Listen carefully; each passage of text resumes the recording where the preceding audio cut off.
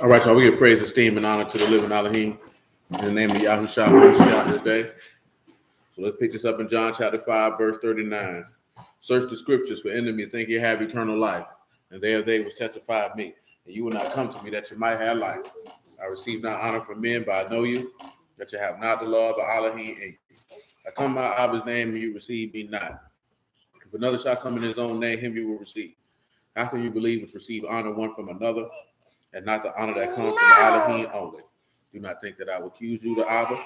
There's one that accused you, even Moses, in whom you trust. Had you believed Moses, you would have believed me, for he wrote it. But if you believe not his writings, how should you believe my words? All esteem and praise and honor to Abba and Shamahim in the name of Yahushua HaMashiach. Shalom, Mother Shalom. First Chronicles chapter 12, verse 32.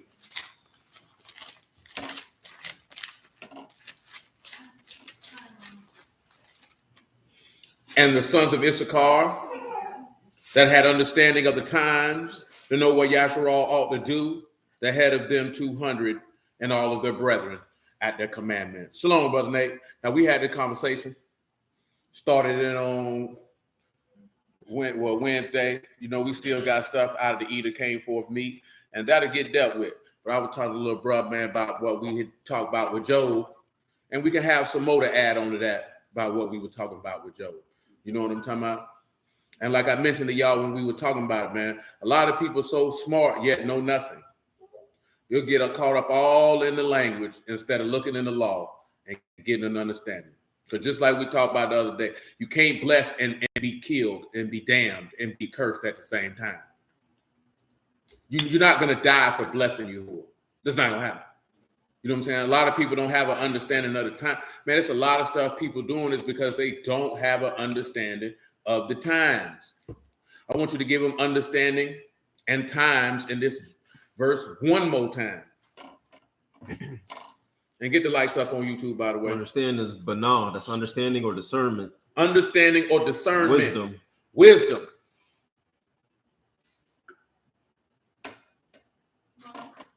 And then times is eighth.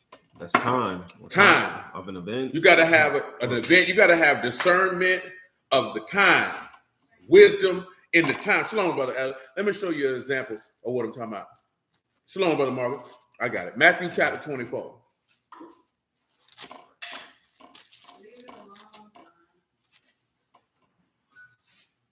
Matthew chapter 24. Make sure I got where I want to be at. That's 25. So.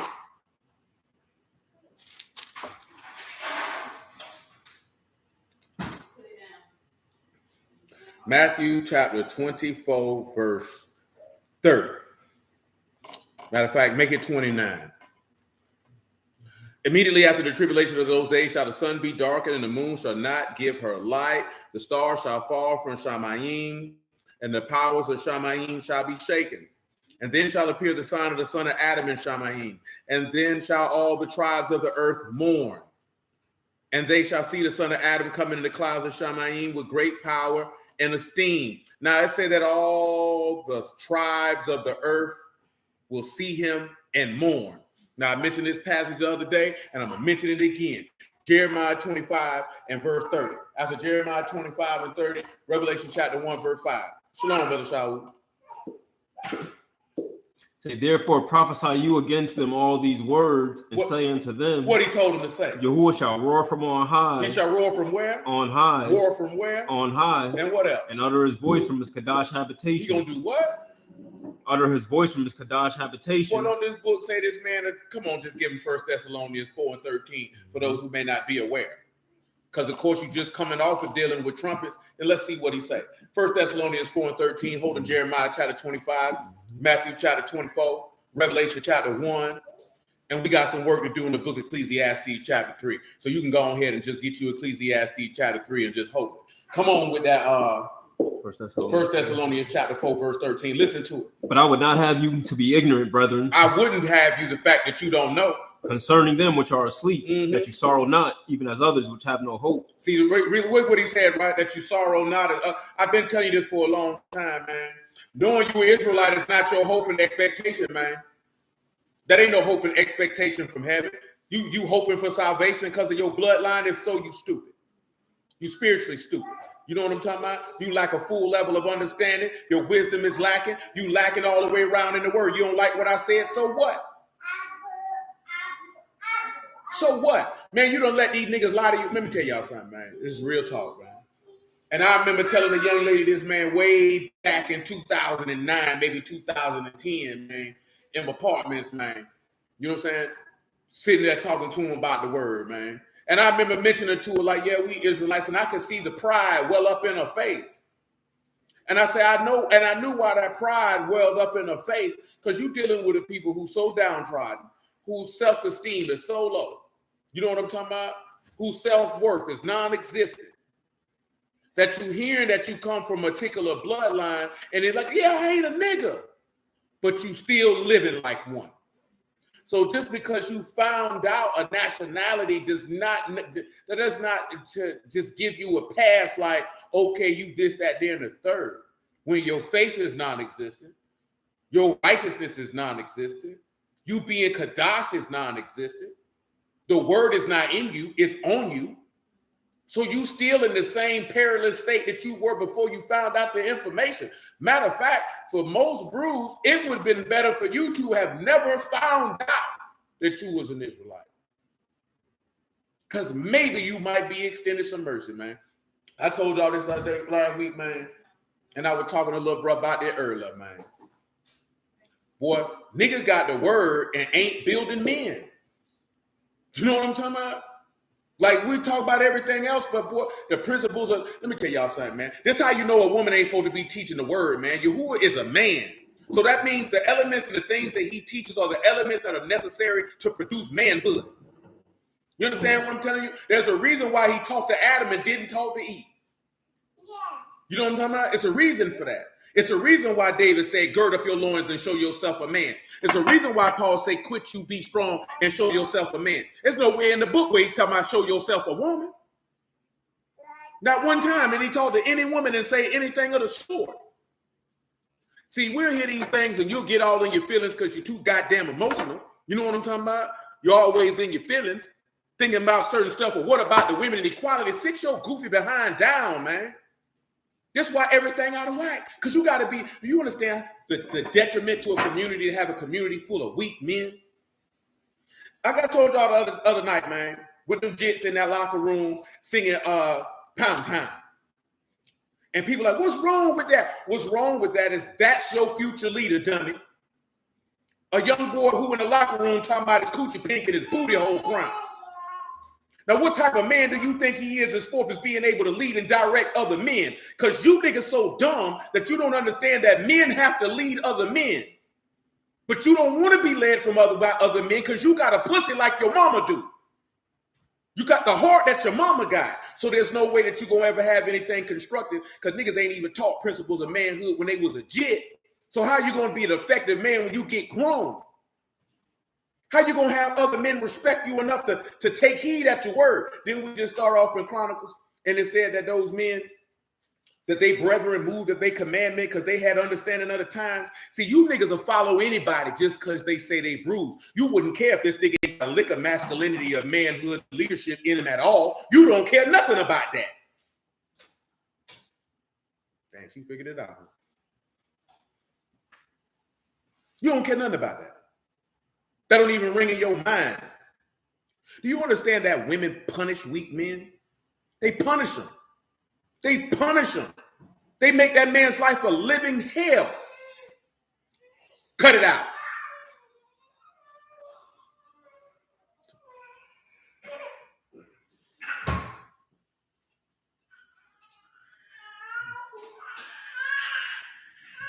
You embarrassing yourself.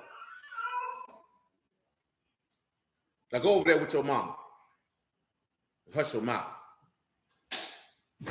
We don't even take that into consideration, man. Because it's a lot of dudes, man. I ain't gonna call no name. It's a lot of dudes that do seem to be popular. Man, I wouldn't follow them niggas. The niggas suckers. Straight suckers. Like, I don't know where y'all come from. I don't know who raised y'all. But it's a lot of stuff these dudes do. Absolutely not. Absolutely not. Let Let me tell y'all something, man. When you follow a weak man, you're subject to his weaknesses. When you follow a coward, you're subject to his fear. When you follow an unintelligent man, you're subject to his stupidity. When you follow an unwise man, you're subject to his lack of competence and skill. When you follow a man who lacks understanding, you'll be without discernment yourself. You don't even understand the detriment of being joined to men who are less than men. You're not a man because you could build a house. I don't give a damn when you asking me, cook, can you build a house? And you could be a pussy nigga who know how to build a house. That don't make you no man. I just had a conversation with a dude like that. Just because you know how to do stuff with your hands don't make you a man, bro. The principles of manhood are not built in labor. The principles of manhood are built in your character, the values, integrity, and honor on which you live and stand on. Don't give a damn about you around here planting no gardens, nigga.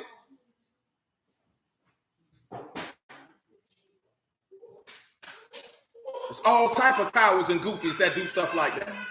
But you don't care. Let me tell y'all something, man. When I was in the street, man, I seen dudes that gave dudes an inordinate amount of respect because they had money and this nigga was a coward. This nigga was dishonorable. I don't care nothing about your money, man. Man, I value respect over them type of things, man. I was taught to be a man of honor and respect. Who cares nothing about your money? That don't mean nothing to me, man. You impressed by that? That's what women are impressed by. You move because a nigga got money? You might be a female in the soul, boy. Like, come on, man. Man, I've seen male groupies and all out here on these streets, man. I done seen dudes get money, man, and they were getting money because they were sleeping with homosexuals, man. The homosexuals was giving them the bricks. You thinking this boy coming up off his grind, this boy getting hit in his booty hole. This boy selling his soul for a little bit of change, man.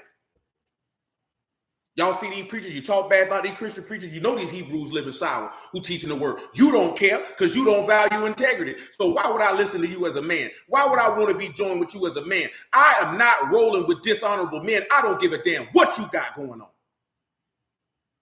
And if you feel like you should that shouldn't matter, then who raised you?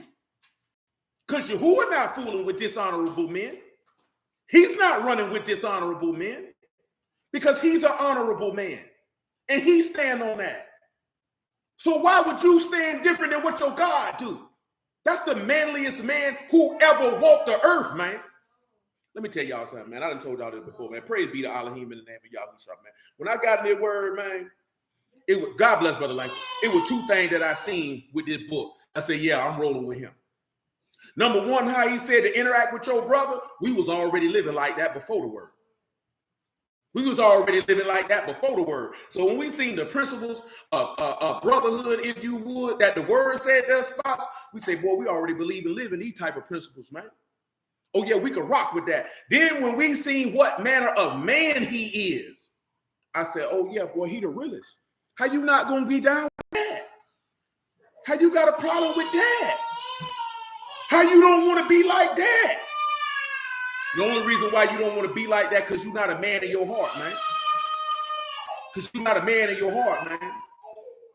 See, y'all niggas get impressed by knowledge and wisdom and money and all this other type of stuff instead of manhood, man. Because when you're dealing with manhood, according to this text, you're dealing with Godhood. When you're dealing with that, you're dealing with eternity. You ought to listen. You wouldn't have them problems. Hush your mouth. Come on, man. Where I got you at? 1 Thessalonians 4:13. Read it again. But I would not have you to be ignorant, brethren, concerning them which are asleep, that you sorrow not, even as others which have no hope. That's right. For if we believe that Yahushua died and rose again, even so them also which sleep in Yahushua will Elohim bring with him. Come on with it. For this we say unto you by the word of the Lord, what he said, that we which are alive remain unto the coming of the Lord, shall not prevent them which are asleep. That's right. For the Lord himself shall descend from Shalmahim with a shout. With a what? With a shout. Didn't he just say hear roar in Jeremiah? Mm-hmm. And what else he coming with? With the voice of the archangel. And what else? The trump of Elohim. Oh my goodness. With the voice of the Archmalachim and a what? And the trump of Elohim. And what else? And the dead in Mashiach shall rise first. You know why the dead in Mashiach gonna rise first? Why they gonna rise first? Because those who are part of the camp or part of the body gonna hear the alarm to assemble to the door. Let's look at John chapter 5, verse 25 on general principle.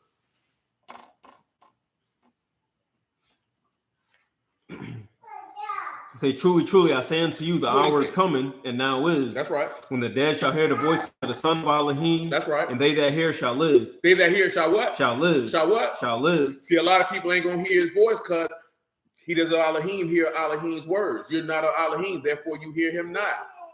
That was what we read in John 18 Wednesday, man. Everyone that is of the truth hear my voice. Shalom, my G. A lot of these niggas, man, niggas ain't really on the word for real, man. A lot of these niggas cowards, man.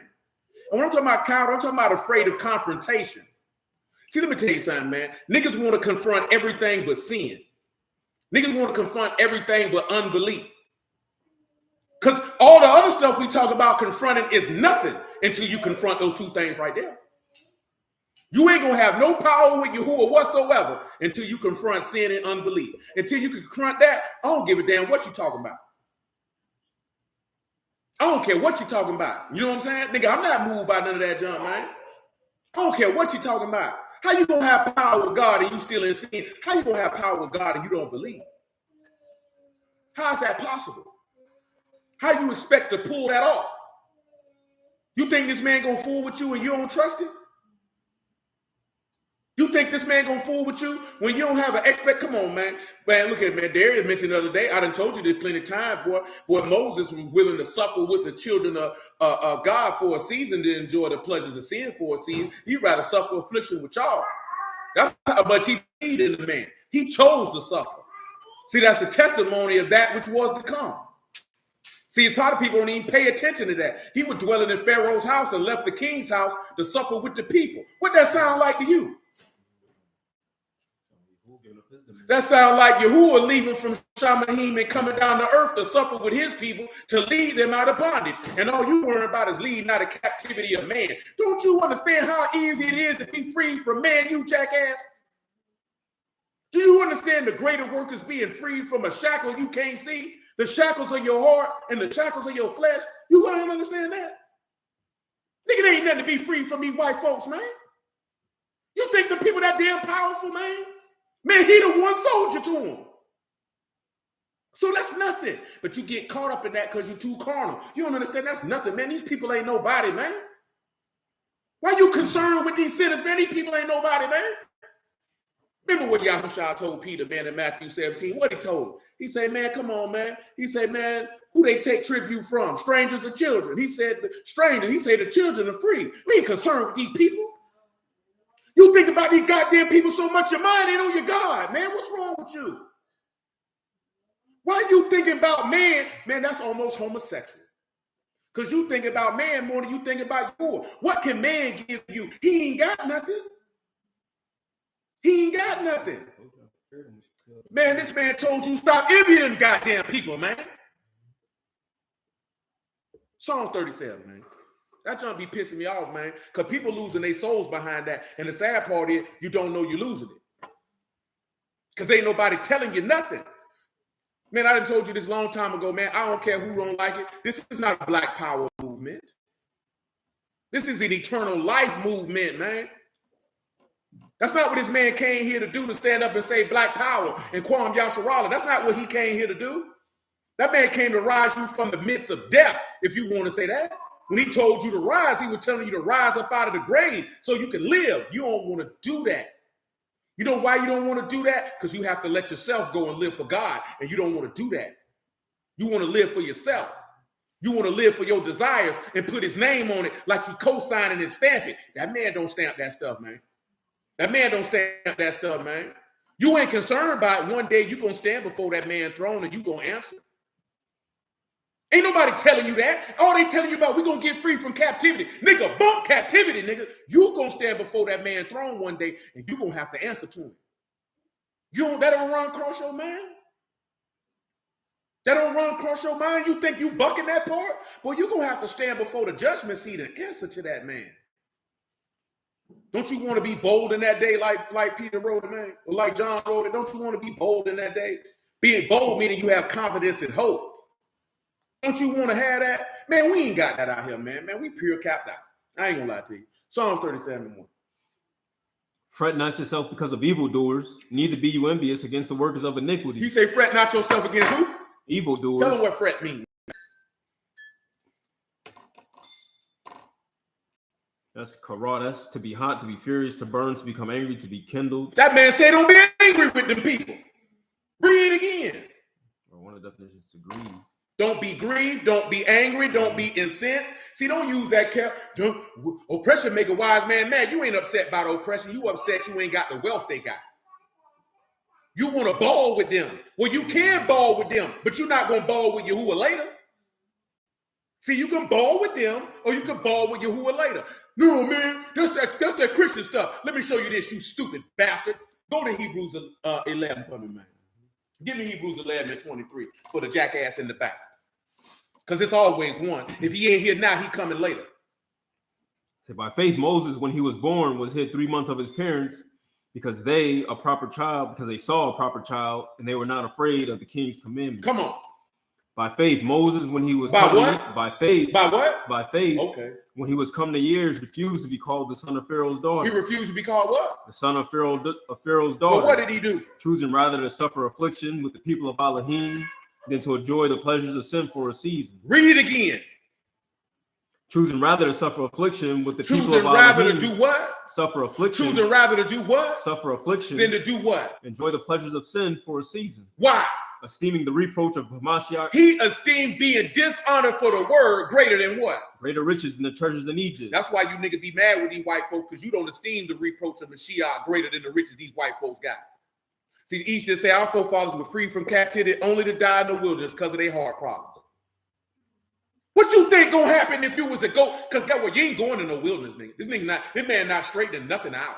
It's already been straightened out. You either gonna get served or you gonna get caught. Period, point blank. But man, if we was to recreate that again, you niggas dying in the wilderness again. Because if you ain't standing on the word now, you ain't gonna stand on it then. Man, I'm gonna tell you how wicked niggas is, man. You think if you live in this way, that when you see you in the wilderness, now all of a sudden you gonna change up how you were living. You had the word, nigga. If the word wasn't gonna get you right, he sure ain't gonna do it. If it take you seeing Yahuwah to get right, you ought to go to hell. You ought to go. Because the word should have been enough. The word should have moved you enough to reverence and fear this man enough to say, I will not sin. The word should have been enough that when you heard this man promises, I will throw everything contrary to Elohim away just to be able to have a chance to walk through them gates. David said, boy, I'd rather be a doorkeeper in the house of my Elohim than to dwell in the tents of wickedness. All we looking for is to dwell amongst these people. It don't matter if you move in the woods, nigga, you still living with them. It don't matter where you go on this earth, you're going to be surrounded by sinners. It don't matter.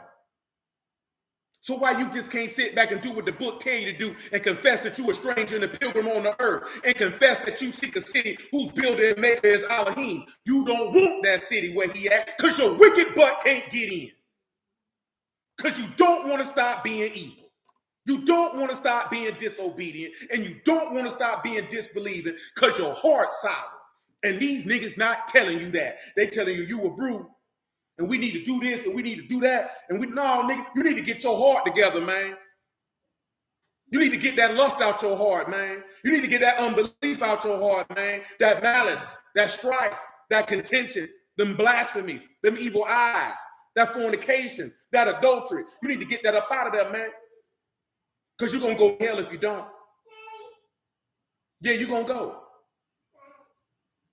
But ain't nobody telling us this. They just got us walking around here. We the people of the book. Don't you realize the people of the book, you could be the people who got in the land and the people who died in the wilderness? Because the people who died in the wilderness, the people of the book too. Oh, we don't talk about that. So we gonna step on some toes with that devil. Guess what? I don't give a damn. You niggas don't pay me. You know what I'm talking about? So I say what I want to say. And I don't care if you like me. And I don't care if you're my friend. A lot of y'all got messed up at because you have friends who will look you in the face and lie to you and tell you that the junk you was doing was cool. Justify you when you out of pocket. Shalom, bro. Make you feel good when you're doing wrong. Most of y'all ain't never had no friends because you ain't never had a friend who would disagree with you. And as soon as they disagreed with you, you had a problem with it. Now y'all done fell out because the nigga wasn't co-signing what you were doing. You ain't no real nigga. You's a buster. Because if you fall out with your homeboy because they don't agree with what you're doing, what that say about you as a man? You know what I'm talking about? I told you I'd be wondering who raised these niggas, man. Because I look at a lot of stuff these dudes doing, bro, and I'm like, there's no way in the world. Man, look at, man, me and my homeboy talked about this the other day. Well, it's a lot of cats, boy. If it wasn't for the word, I wouldn't be fooled up with some of you niggas, man. And when I'm talking about, I ain't talking about necessarily none of y'all here physically. I'm talking about in general. It's a lot of dudes, man. It wasn't no word. Nigga not fooling with you, bro. You a sucker. You a sucker. You a buster. See, you think that being a sucker and a buster is about if you run in the street or not. You ain't got to be in the street. It's a lot of sucker niggas in the street. See, y'all get stuff twisted because you think stuff, difference between street people and squares. Nah, man, it's about principles and honor. And a lot of dudes are suckers. You know what I'm talking about? You ain't got to be in the street to be no sucker. You ain't got to be in the street to be a real one. All being a real one is being authentic to yourself. Being who you are, no matter who you around. Standing on what it is that you profess to live by, no matter who's around. That's all it means, bro. That's all it means, man, to be a real one. She called herself putting the glove on to take something out of her. Now she putting it back. You know this nigga want to do what you do. You already know that. She done tired out. Come on back to Jeremiah 25, man. Stop it. Close it. Now come on and sit down. Stop it. It's in there. It's okay. Now come on and sit down.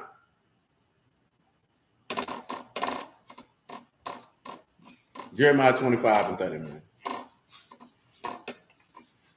Therefore prophesy you against them all these words, and saying to them, Yahuwah shall roar from on high, utter his voice from his Kadash habitation. He shall mightily roar upon his habitation. He shall give a shout as they that tread against all the inhabitants of the earth. He said he gonna give a what? A shout. As they that what? Tread against all the inhabitants of the earth. Now see, I'm focusing on this till when we get to Ecclesiastes chapter 3, and I'm gonna show the balance between two things. Go ahead. A noise shall come to the ends of the earth, for Yahuwah have a controversy with the nations. Mm-hmm. He will plead with all flesh. He will give them wicked to the sword, saith Yahuwah. You're giving the wicked to the what? To the sword. Talk to him. Thus saith Yahuwah of hosts, behold, evil shall go forth from nation to nation, and a great whirlwind shall be raised up from the coast of the earth. That's right. And the slaying of Yahuwah shall be at that day from one end of the earth unto the other end of the earth. They shall not be lamented, neither gathered nor buried. Ain't nobody crying for you. They shall be dung upon the ground. Understand how serious this is, man. That man, when this man come through and kill all these wicked people, man, he say ain't nobody gonna cry for you. Ain't nobody crying for you. Cry for you for what? I remember a long time ago, dude thought he was gonna catch me up with a question like, he said, so what if you seen your mama burn in hell? How would you feel about it then? I said, I wouldn't feel nothing. What you mean? This your mama? I say, boy, if my mama was in hell, it is because she made a decision to go against Yahuwah. What I look like being mad and upset with Yahuwah about a decision that she made?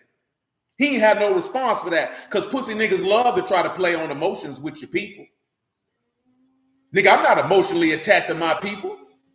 I don't care who they is. If my daughter go against Yahuwah and she burning in hell, that's on her. I ain't gonna be, God, why you son of there? God know why you son of there. Like, you got to be real with yourself. You don't want to have these conversations and think about that. You understand what I'm telling you? Because you ain't keeping it 100 with yourself, man. Man, before you can be real with anybody, you got to be real with yourself. Look at, man, I done met dudes who was busters who thought they was real. I done met women who were stone cold whores who thought they were virtuous. You can't be, you lying to yourself. You can't be out here courting attention, being half naked, thinking you this, that, there, and the third, and then turn around and say, I'm an honorable, godly woman. Who the hell you think you talking to? You think I'm stupid? Like I told you the other day, man, it's so many people that done dealt with certain type of people who a certain type of way that when they run across somebody who ain't like that, they think it's something wrong with him. See, the scribes and Pharisees were so hypocritical that when they seen Yahusha, they said something got to be wrong with him because he ain't like us. That's what it said in Psalms 50. He said, you thought all together, I would like you. I told you got so many dudes who tricks that women think that every man is a trick. So when they run across a man who ain't a trick, they don't think it was something wrong with the tricks. They think it's something wrong with the nigga who won't trick. You got so many dudes who beta male sent manginas, man, and put a woman on a pedestal and do this, that, and the third, that this woman don't think it's a problem when you a man. Look here, I just had this conversation last night. Little brother told me earlier. I done had people say this the other day, this afternoon. Talking about, man, I don't like his tone, how he sound. It scared me. Because you ain't used to talking to a man. Well, the book say the Lord voice sound like what? Like who? Like thunder, waters. No, like waters. Yeah. That mean that man's voice loud. It's not loud for the sake of being loud. You know what I'm talking about? But men speak with a level of boldness and authority. When you sit there used to talking to mush mouth, sucker, buster, pussy niggas, you think that's how a man supposed to talk. I don't like your tone. Why you talking to me like that? Man, go to hell and get the hell out of my face. You know what I'm talking about? I'm not going to diminish my manhood to appease you. Because that's what a lot of these men, that's what you're getting told to do, is to minimize your manhood to appease to other people. I'm not doing that. I'm not doing that. Why would I do that? Why would I do that? I'm not doing that because that offends you. It's not my fault. You've been around a lot of sucking niggas all your life. That's a personal problem for you. But I can't be no buster. I can't be no sucker. I can't be no beta male sent man. I can't do it. It ain't in my blood. It ain't in my spirit. You know what I'm talking about? It ain't in my heart. It ain't in my mind. I don't know how that. I don't even know how that feel. I don't want to know how I feel. I don't want to know how I feel, man. I don't want to be in that position in life. And you know why? Because I seen dudes who live like that, man. I was like, no, I can't live like that, man. My mama ain't teach me that, man. My daddy ain't teach me that, man. My granddaddy ain't teach me that. My grandma ain't have a lot of time. She ain't give a nigga that lane behind game. My auntie ain't teach me that. My big homies ain't teach me that. I'm not going out like that. I'm not trying to disparage anybody if you didn't get that information. Because, hey, I understand. If you ain't get it, you ain't get it. But when you get it, you got to maximize it when you get it. You know what I'm talking about? But I think I got it early. I can't live like that. You know what I'm talking about? I'm not going to live like that. I don't want to live like that. I don't want anybody in my midst enough to make myself be less than a man. It ain't worth it. To make yourself less than a man is to make yourself less than Elohim. You made in his image, boy. What are we talking about? I done told you before, man, you ain't gonna please everybody. If you want to make everybody happy, man, sell ice cream. You know what I'm talking about? But if you're going to be a man, everybody ain't going to be happy with you, man. But just know you got to make decisions and you got to stand on them, whether they positive or negative. You got to be able to deal with the consequences of it and stand on it like a man and not cry like a hoe. Take what come along with it. That's the part of manhood, man. It is what it is. Say you make good decisions. You could be able to bask in that good decision and get the honor that come with it. Well, if you make a bad one, then you got to be willing to take the criticism that come along with it and keep on striving and pushing. That's what men do. Can't sit around and cry about it.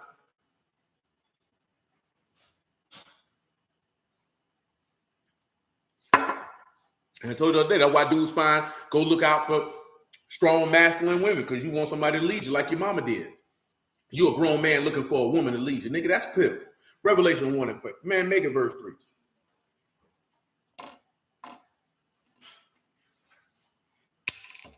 3. So Baruch, he that read, and they that hear the words of this prophecy, keep those things which are written therein. That's right. For the time at hand. It's at hand, baby. John to the 7 assemblies which are in Asia. Mercy unto you and shalom from him which is, and which was, and which is to come. From the 7 ruachs which are before his throne. And from Yahushua HaMashiach, the faithful witness. The who? The faithful witness. Amen. The first begotten of the dead. Amen. And the prince of the malice of the earth. That's unto right. him that loved us and washed us from our sins. Him that loved us and washed us from our own blood. I want you to pay attention to that love part. I got something for it. Just wait on it. And have made of Maliks and priests unto Elohim and his Abba. To him esteem and dominion forever and ever. Amen. Behold, he come with clouds. He come with what? With clouds. With who? With clouds. Okay. And every eye shall see him. Every what? Every eye shall see him. Why they gonna see him? And they which pierced him and all kindreds of they the that earth. Who? That which pierced him. They that who? Which pierced him. Come on. And all kindreds of the earth shall wail because of him. Now, this is the conversation we were having earlier, and we mentioned that in that definition on Wednesday. Oh, was it Wednesday? I don't remember. It might have been Wednesday. I think it was. Let's go back to Job chapter 2, man. Let's talk about that pierced part. Hold on, let me finish this Matthew 24. We're not in Matthew 24. Yeah, let me finish this here. Verse 31. And he shall send his Malachim with a great sound of a trumpet. They shall gather together his elect from the four winds, from one end of Shamahim to the other. Now learn a parable of the fig tree. When his branches yet tender and put forth leaves, you know summer near. So likewise, when you shall see all these things, know that it is near at the doors. No, he's letting you know when you see X, Y, Z, which he mentioned before that, know that these things are near and at the doors. Before he gets to this Job 2, let me go ahead and run down this Ecclesiastes chapter 3. Because we talk about understanding the times and know that we ought to do. I got you. Then we're going to have to pay attention to this. Ecclesiastes 3:1. To every a season and a time to every purpose under Shamayim. Tell them what season is, man, for those who don't know. That's Zimon, a set time and appointed time. A set time, an appointed time. So there's a set and appointed time for every purpose. Purpose is kafetz there. That means delight, but get it for them anyway, for those who don't know. It's kafetz, delight, with pleasure. Tell them what time is in this particular passage. It's the same word, 8. So listen, right? There is an appointed time for everything that Yahuwah delights in under Shamayim. This is what you got to understand. And he says there is a time to be born and a time to die, a time to plant, a time to pluck up, plant it, a time to kill and a time to heal, a time to break down and a time to build up, a time to weep and a time to laugh, a time to mourn and a time to dance, a time to cast away stones and a time to gather stones together, a time to embrace and a time to refrain from embracing, a time to get and a time to lose, a time to keep and a time to cast away, a time to rend and a time to sow, a time to keep silence and a time to speak, a time to love and a time to hate, a time of war and a time of peace. What profit have he that work in that wherein he labor? I have seen the travail which Elohim have given to the sons of Adam to be exercised in it. He has made every beautiful in his time. He has also set the world in their heart. I want you to keep that in mind when he said he set the world in their heart, so that no man can find out the work that Elohim make from the beginning to the end. I know there no good in them, but to rejoice and to do good in his life. Also that every man should eat and drink and enjoy the good of all his labor. It is the gift of Elohim. I know whatsoever Elohim do, it shall be forever. Nothing can be put to it, nor anything taken away from it. And Elohim do that should fear before him. That which have been is now, and that which is to be have already been.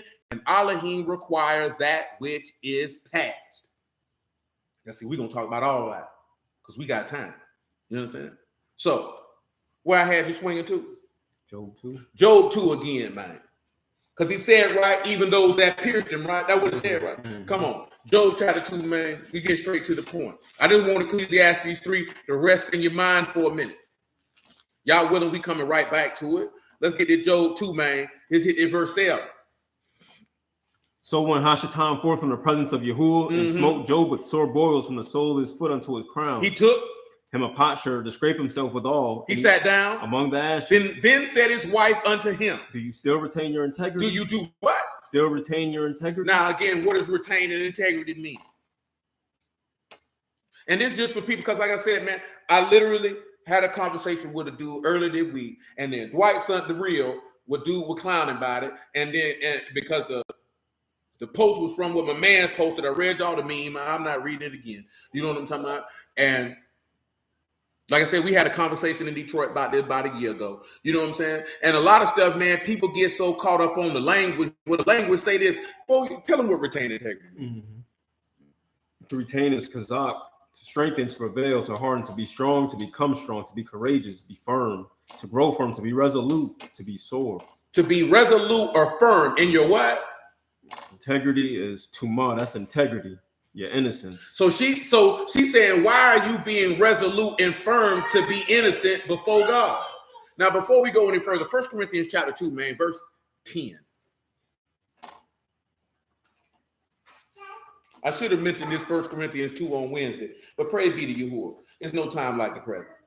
He said, but Elohim have revealed unto us by his Ruach. He's done what? revealed unto us What by he his showed? Ruach, for the Ruach search all things. It search what? All things. It do what? Search all things. Praise God. Yea, the deep things of Elohim. Amen. For what man know the things of a man, save the Ruach of man, which is in him? That's right.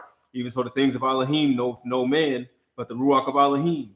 Now we have received not the Ruach of the world, not the Ruach of the world, but the Ruach which is of Elohim. That's right. That we might know the things that are freely given to us of Elohim. Amen. Which things also we speak, we speak, not in the words which man's wisdom teach. Not in the words that man's wisdom teach, but what teach? But which the Ruach HaKadosh teach. Doing what? Comparing spiritual things with spiritual. Comparing the word with the word. That's what a lot of people don't do. They call it jumping around and all this other stuff. Hey, man, if you unskilled, bro, that's on you. But you got to be able to compare the word with the word and you'll get understanding. It's not that hard. We ain't talking about no precept on precept, line on line. When niggas talking about compare the word with the word. Now, Job's wife said, why are you being resolute and being innocent? Now come back to Job 2:9 and read it again. Then said his wife unto him, do you still retain your integrity? Curse Elohim and die. Now tell him what curse is. We know the word barak, and it means a whole bunch of things meaning blessing. But one definition of it means to curse. Now, tell him what the word die means. That's move, to die, to kill, to have one executed. To die. Now you got to pause, right? You got to pause. You can't go with by man's wisdom teach and all that extra smarty art nigga stuff. How you going to bless God and die? Use your mind, man. You can't be that damn stupid. John chapter 4, verse 20, man.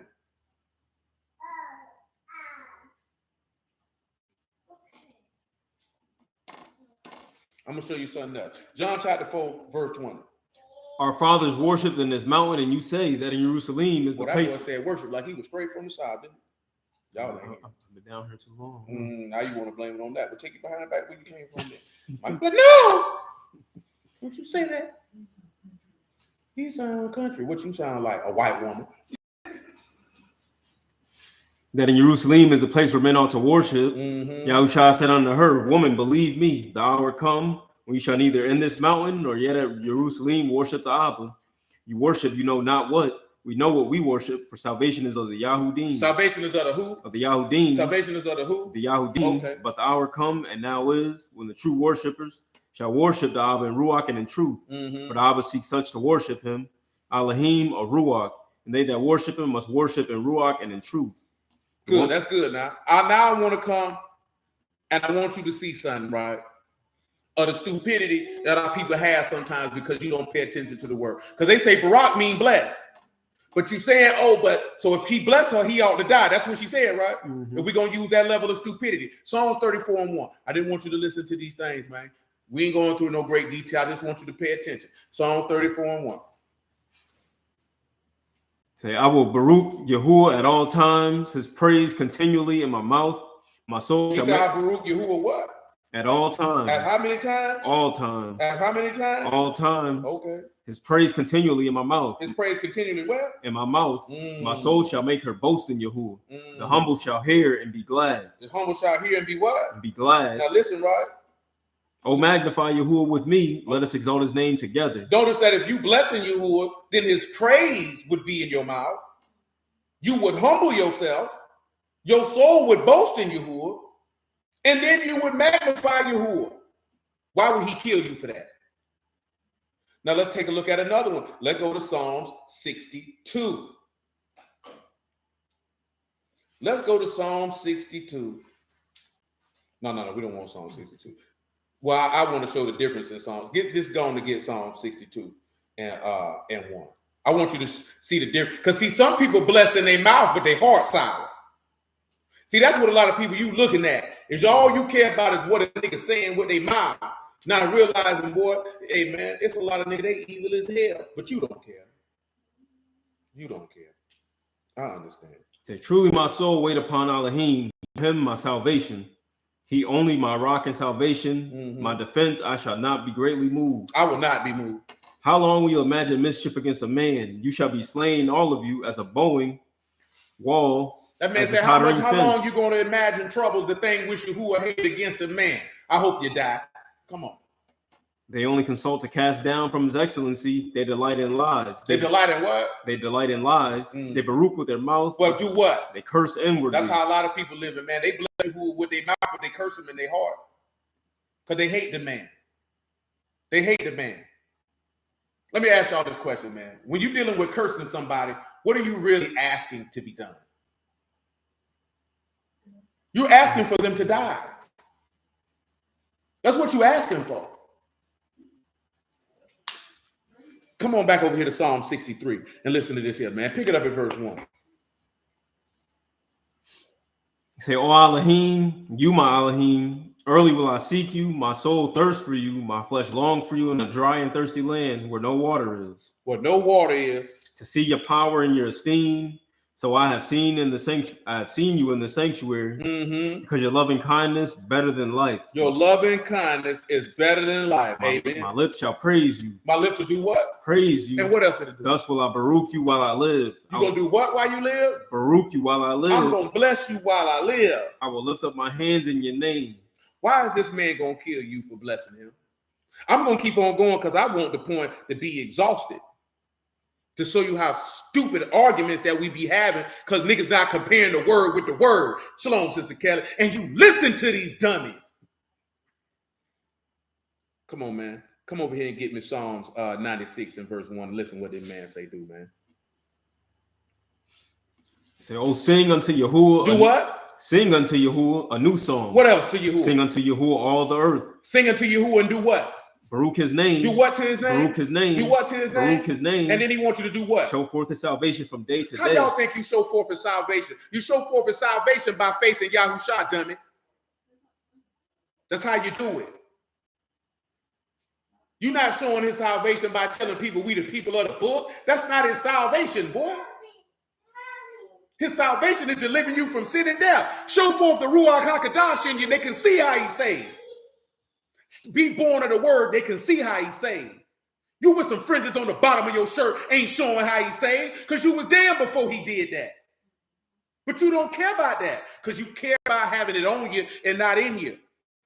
I told you there ain't no different, man. Look here, man, you can teach somebody how to be a businessman, but there's some people, they hustlers, man, it's in them. It's not on them. You know what I'm talking about? You can't, you can teach a man how to be a man. When you do that, that means it's in him. See, you think being a man is having muscles. You can be muscles and be a coward. I've seen a few. You know what I'm talking about? See, a lot of people think he big. Ain't nobody gonna fool with him. This man, he ain't no man. He a sucker. You know what I'm talking about? When it comes with the word, man, it ain't no garments, my G. It ain't no name changes. It ain't no fringes at the bottom of your car. It ain't you walk around here with sandals. It ain't you around here talking about shalom and all this other type of stuff, man. It's what's in you. You get caught up on outward appearance. See, everybody mentioned when he say you look on outward appearance, Yahuwah look on the heart, and you don't even know what the man talking about. He trying to see what's in you. You took that and you ran away somewhere else. That man wasn't talking about that. He was talking about them people look that Saul, look how tall he is. He bigger than everybody else. They thought he was somebody. He said, man, David was a handsome man and a much smaller stature, but his heart was stronger. It was stronger for Yahuwah than Saul's heart. Because that's the same stuff you doing now. You looking on outward appearance. Look at what he doing. That nigga heart sour, man. You nigga stupid as hell. And when I say stupid as hell, I'm talking about the grave. Because it's stupid to die. He said, why would you die? Oh, house of Yashar'al, turn yourselves and live. You got to be stupid to die. We follow death and we love it so. Because you looking at outward. You impressed by gimmicks. You ain't different than these women you be talking about. All these niggas got to do is pull out a few tricks and dress up and change their name and you gonna follow. Because you just want to be a part of something. You don't want to be a part of Yahuwah. You don't want to save your soul. You just want to be a part of something. I don't want to be a part of something. I ain't never been a go along to get along type nigga, man. I ain't never want to be down with niggas just to be down. Man, we stand for principles over here, man. That's how we was raised in Zone 3. I don't know how you was raised where you from. You know what I'm saying? I don't know, and I ain't saying that to denigrate nobody where nobody from. I don't know how you was raised where you were from. I can tell you how I was raised in Zone 3, though. You know what I'm talking about? And we not on that, bro. We not on that. You know what I'm saying? We's not on that at all. No way, no how. I don't care about none of that. That's why a lot of brew get upset because they like, dang, I got God in the Christian church. Now I'm getting God in the truth. You wasn't never in the truth because you're stupid. You're stupid because you wasn't never seeking Yahuwah. You were seeking to be a part of something. You were seeking to do something. You wasn't never seeking your God. How you think you're going to get something positive out of a faulty search? I got to tell you, it's different for me because I wasn't looking for him. I wasn't in no church. I wasn't thinking about no word. I wasn't on none of that. That didn't run across my mind. So when the word came, boy, I knew it was him. It was too real. It was too solid. It was undeniable. Like, yo, well, this the living Elohim, boy. I got to roll with it. You know what I'm talking about? It made me think about what Siegel said in a rap long time ago. He said, man, I wasn't trying to rap. I feel sorry for those who do. I feel sorry for niggas who was seeking after this and they still stupid. You know what I'm talking about? Because you were looking for this and you ain't got it. I wasn't looking for it. You know what I'm talking about? That's why it's more valuable and precious to me than maybe to some others because I wasn't looking for it. So because I wasn't looking for it, I recognized the value of it when it was presented to me. You know what I'm talking about? Like, oh yeah, that's what it is. See, sometimes you'll be looking for something, but you don't really value it because you're looking for it according to the thoughts in your own mind. So you want it to appear how you want it to appear to make you feel more comfortable in your heart and in your mind about what you really got going on. Do you know what I'm saying? So you're really looking for confirmation bias. You know what I'm saying? See, there's a difference with me, right? I didn't have low self-esteem. So finding out I was an Israelite didn't well me up with any type of pride. I didn't feel extra special or great about myself. I didn't. What I looked at and seen is I'm going to hell. I'm contrary to life. This is a problem for me. Because all my mind was clicking on, boy, I just came from doing 5 years of incarceration. You know what I'm talking about? I just came from being in bondage. I'm looking at the text. I'm seeing sin got me in the same type of situation. I hated every minute and every moment of being in prison. Every minute, every moment, I hated it. You know what I'm talking about? It wasn't nowhere like, yeah, you make the best of a bad situation, but man, I ain't want to be here. You know what I'm saying? I wasn't trying to be comfortable here. Yeah, we cracking jokes and smiling. Nigga ain't happy here. Nigga not happy here, man. Ain't nothing to be happy about. You know what I'm talking about? So then I'm getting out of prison. I'm trying to make, man, I got to get my life back together, man. And here come the word, and it's showing me again, boy, yeah, you free, but you still locked up. I say, nah, man, I can't be in prison twice. I can't recognize that I'm in prison twice, in prison again, and stay there. Because ain't no EOS date out of the valley of him now. You know what I'm talking about? So to be set free, I had to get down with the lamb, you understand? Yeah, it was different for me. I'm speaking for me. I can't speak for nobody else, man. I'm speaking for me, man. That's how real it was for me, man. Boy, I was 30 days fresh out the chain game, man. I wasn't looking for this. It wasn't in my mind, this is what I'm going to be doing. And I can sit back and I see how Yahuwah work and I see how Yahuwah move, how he do things, man. For the word to get to me, man, it had to get to me how it got to me because I wasn't going to listen to none of these niggas. I would look at this nigga's a goofy. You know what I'm talking about? This nigga's a goofy. Okay, Kelly, look at me. I know a couple dudes, man. They talk about the word, bro. They so condescending. You know what I'm talking about? Like, and you don't, and for me, it's different because I know you don't know nothing. Like, I wouldn't listen to you.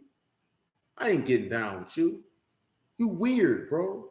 But not only that, you're not a man. You're not a man that I respect to say enough to like, because I ain't got no problem taking direction from another man. Don't even bother me.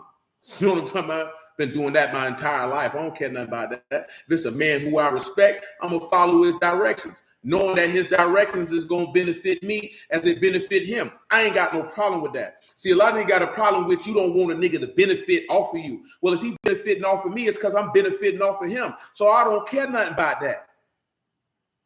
You know what I'm saying? I don't care nothing about that. The reason why I don't care nothing about that because I've been under masculine authority. It don't bother me, man. There's nothing wrong with looking at a man and say, this man is greater than me. Let me take heed to his instruction. You know what I'm talking about? Let me take heed to his direction. But you niggas too proud to look at another man and say he greater than you. You feel like that's an offense to your manhood. No, it's an offense to your manhood that you can't recognize that there's a man greater than you. You should sit down at his feet and get the game from it. You know what I'm talking about? That's your mama talking in you, boy. That's your mama's spirit. Because if you was raised by men, you wouldn't have no problem with that. You would recognize that and go get the game, man. But you know why y'all didn't do that? Because y'all wasn't hanging around older cats when you was young to go seek out the game. You were running away from it. You nigga can't tell me nothing. You old Jeroboam nigga. You know what I'm talking about? You want to listen to your stupid behind friends instead of listening to the older men who got the game. I always been one to go around the older cats and get the game. You know what I'm talking about? I need the game. I need to, you got information I don't have. You know things I don't know. I want to know what you know. Show me what you know. Get your pride out the way, man. That's why you're not prospering in life as a man. You're too proud. You think you could do it on your own. You're stupid. Ain't nobody in life did nothing on their own except for the living Elohim. We created the heaven and earth. And that's it. When Yahushua was on the earth, he wasn't alone. He just ain't had a 12. That man had a multitude of men with him. Ain't no man ever did nothing by himself. Elisha wasn't by himself. He had been guided. Elijah wasn't by himself. Elisha was with him. Moses wasn't by himself. He had Aaron with him. Man, ain't no man ever made no move by themselves. Man, you got to be stupid as all outdoors to think that. Well, we already know women be full of pride, Misha. That goes without saying. That's just it. But you know why a lot of women be like that? Because you ain't had no strong father to moderate you. You know what I'm talking about? You got to moderate little girls differently than you moderate a boy. You know what I'm talking about? You can't teach a girl the same way you teach your sons, man. They got different makeups. They different. Can't do it. You know what I'm talking about? Go ahead, man. Where you at? You done with the Psalm 96? Yeah. We got one more, man. We got one more. I need to hammer the point home. Psalms 103 and 1. Come on with it.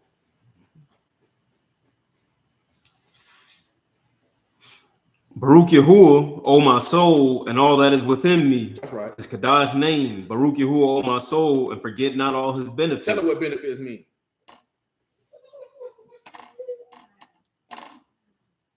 That's Gamul. That's dealing recompense or benefit. The benefit of what he paid you with. Come over here to verse 20, man. We'll move on from this. Baruch Yahuwah, yea, his Malakim that excel in strength, that do his commandments, hearkening unto the voice of his word. Baruch Yahuwah, all his hosts, ministers of his that do his pleasure. Go ahead. Baruch Yahuwah, all his works in all places of his dominion. Baruch Yahuwah, O my soul. Tell him what verse 1 of Psalms 104 say.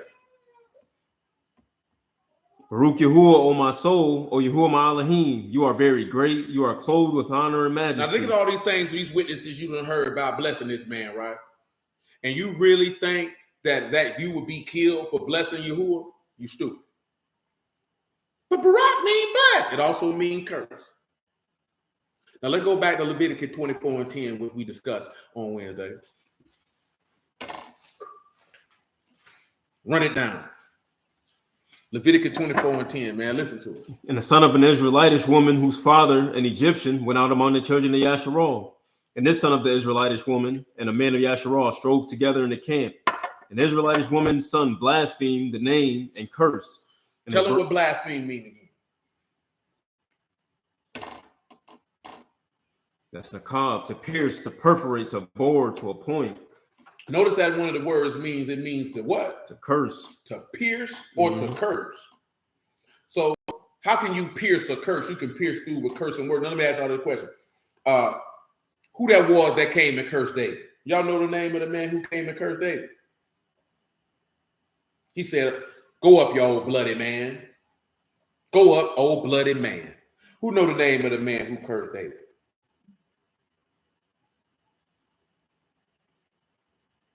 Y'all don't know the name of the man who cursed David? It started with S. Maybe that'll help you out. They don't know. Come on. 2 Samuel 16 and 5. We got the roll. It's 10 o'clock. It wasn't Shimei, was it? Yeah, that's his name. Come on. 2 Samuel 16 and 5. You over there dozing off. You don't let that baby run you ragged. Should have kicked you on the top of her forehead. I know you're dozing off because there's a human being in your body. And when King David came to Bahurim, behold, that's it, Monte.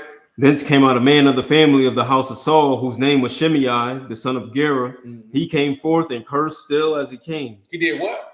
Cursed still as he Tell came. him what curse mean right there.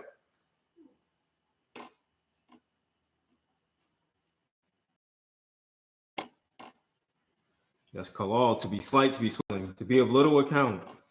He gave him little respect. Go ahead. And he cast stones at David and at all the servants of King David and all the people and all the mighty men on his right hand and on his left. And thus says Shimei. Notice he said he cursed all the men on his right hand and on his what? On his left. So that's an account of him cursing the whole host of heaven if you're paying attention. Come on. And thus says Shimei when he cursed, come out, you bloody man, and you man of Belial. Now look what he called him. He called him a worthless man. Go ahead. Yahuwah have returned upon you all the blood of the house of Saul. Listen what I'm telling y'all, man, so you can understand. You'll get upset by somebody calling you a nigga. Yeah, it's all good. Shoot it close enough. But somebody will call you a son of Belial and you probably wouldn't care. Boy, it's worse to be called a son of Belial than be called a nigga. Well, somebody call you a son of Belial, boy, they say you rejected from God and you worthless and vile. You know what I'm talking about? That don't even run across people's mind. That's how I know y'all don't be in the text to actually understand Yahuwah. You just in the text to have something to talk about. I'm going to tell you something, man. The internet was the best and the worst thing that ever happened to the souls of men in this generation of time we live in. You know why it's the worst? Because it caused you not to seek out the word for salvation. It caused you to seek out the word posted. It caused you to seek out the word to get on the internet and talk about that which you know not. It caused you to get on the internet and make yourself appear righteous than men who are more righteous than you, whether living or sleep. It caused bad information to go from one end of the earth to the other.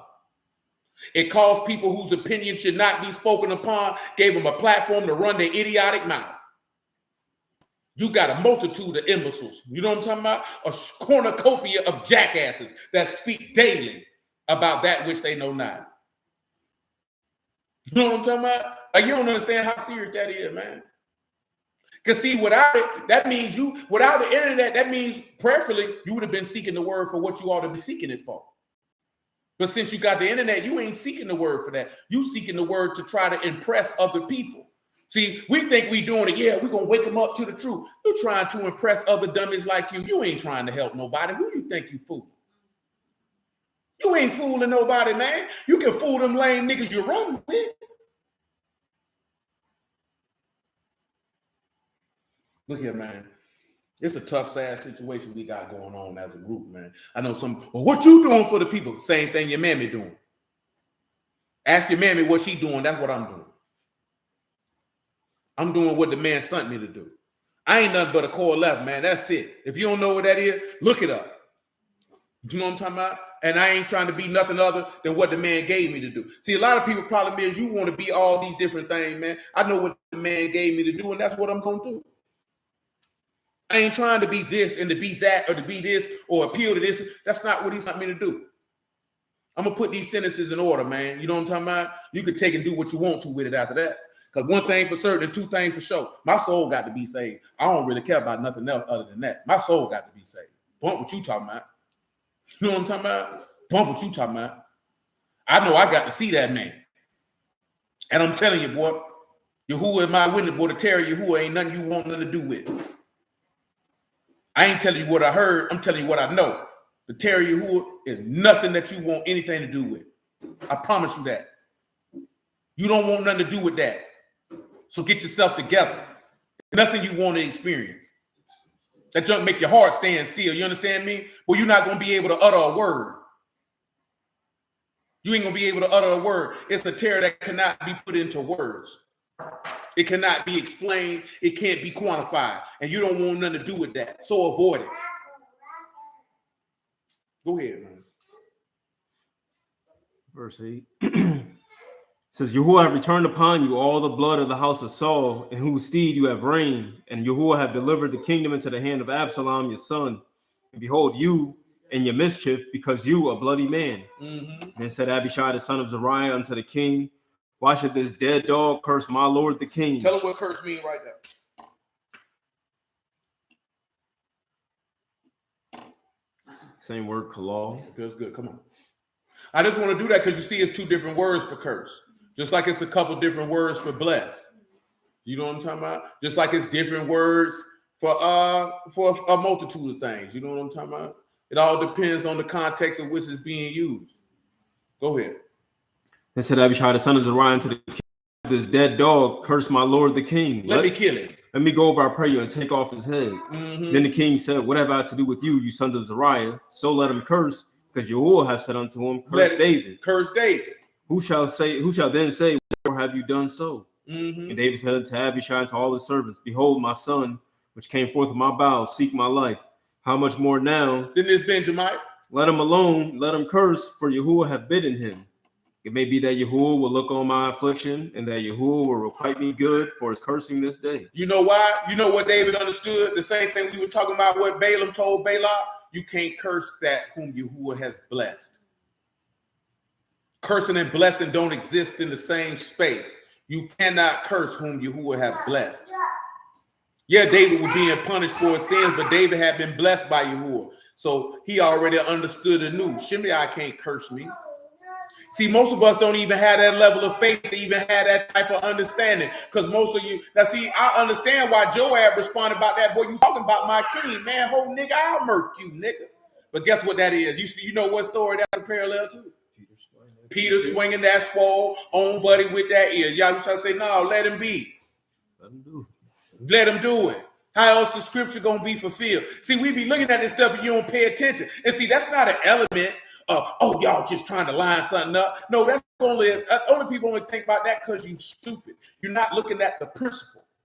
The principle is the understanding of, if I'm blessed by Yahuwah and doing Yahuwah's will, there is nothing that anyone or anything could do to me. So therefore, I will stand firm on my righteousness before God, and he will justify me, because his law say, I will not justify the wicked over the righteous. But see, you don't believe the law and you don't know the law. So when you face with situations and circumstances, you respond carnally, removing yourself from the blessing of God. That's the point is. That's what he was trying to tell Peter.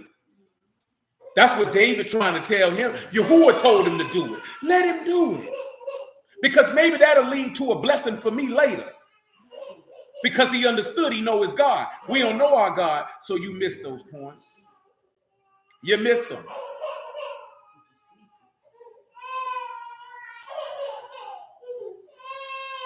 Where else I got you at? Yeah. That's good. Come back to Leviticus 20. Joanne, I'm finna come get you. Because you want to go to sleep, but you don't want to go to sleep.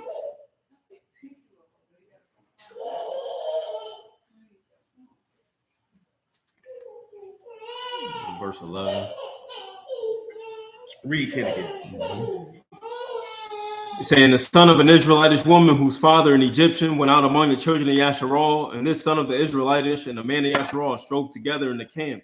And the Israelitish woman's son blasphemed the name and cursed. Notice that he was contending with a man, and in the midst of that contention, he cursed God.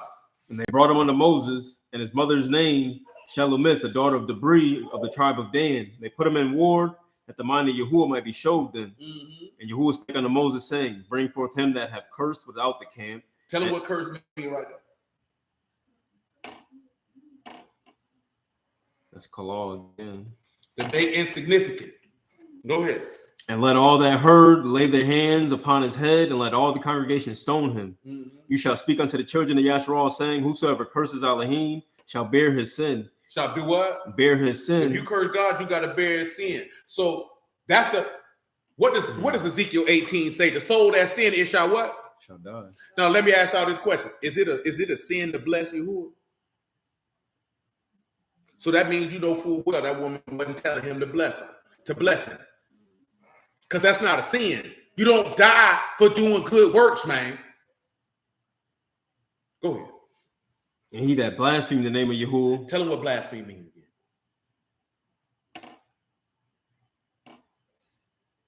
That's the cob again. That's to pierce or to curse. Now I'm focusing on the pierce part for a reason. Go ahead. He shall surely be put to death. You blaspheme Yahuwah, you shall surely be put to death. All the congregation shall certainly stone him, as well as the stranger, as he that is born in the land, when he blasphemed the name, shall be put to death. Now let's come back to Job 2, right? Read verse 9 again, and then we're gonna go to Isaiah 11. Then said his wife unto him, do you still retain your integrity? So do you still resolute and firm in your innocence? Curse Elohim and die. Curse God and die. Go ahead. But he said unto her, you speak as one of the foolish women. You speak like Nabal. Folly is with him. What? Shall we receive good at the hand of Elohim, and shall we not receive evil? Didn't you just hear that in Ecclesiastes chapter 3?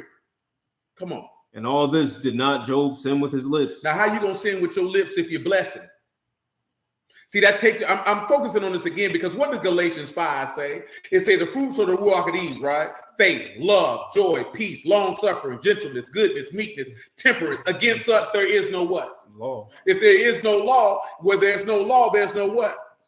So how is he going to be sinning if he blessing God? Because he said he didn't sin with his lips. She just asked him to reject. She asked him to do what's in Leviticus 24. Pierce God with your words. When you're piercing somebody, what you're trying to do, you're trying to kill them. Now let's come back over here to Isaiah 11. I got you. Isaiah 11:1.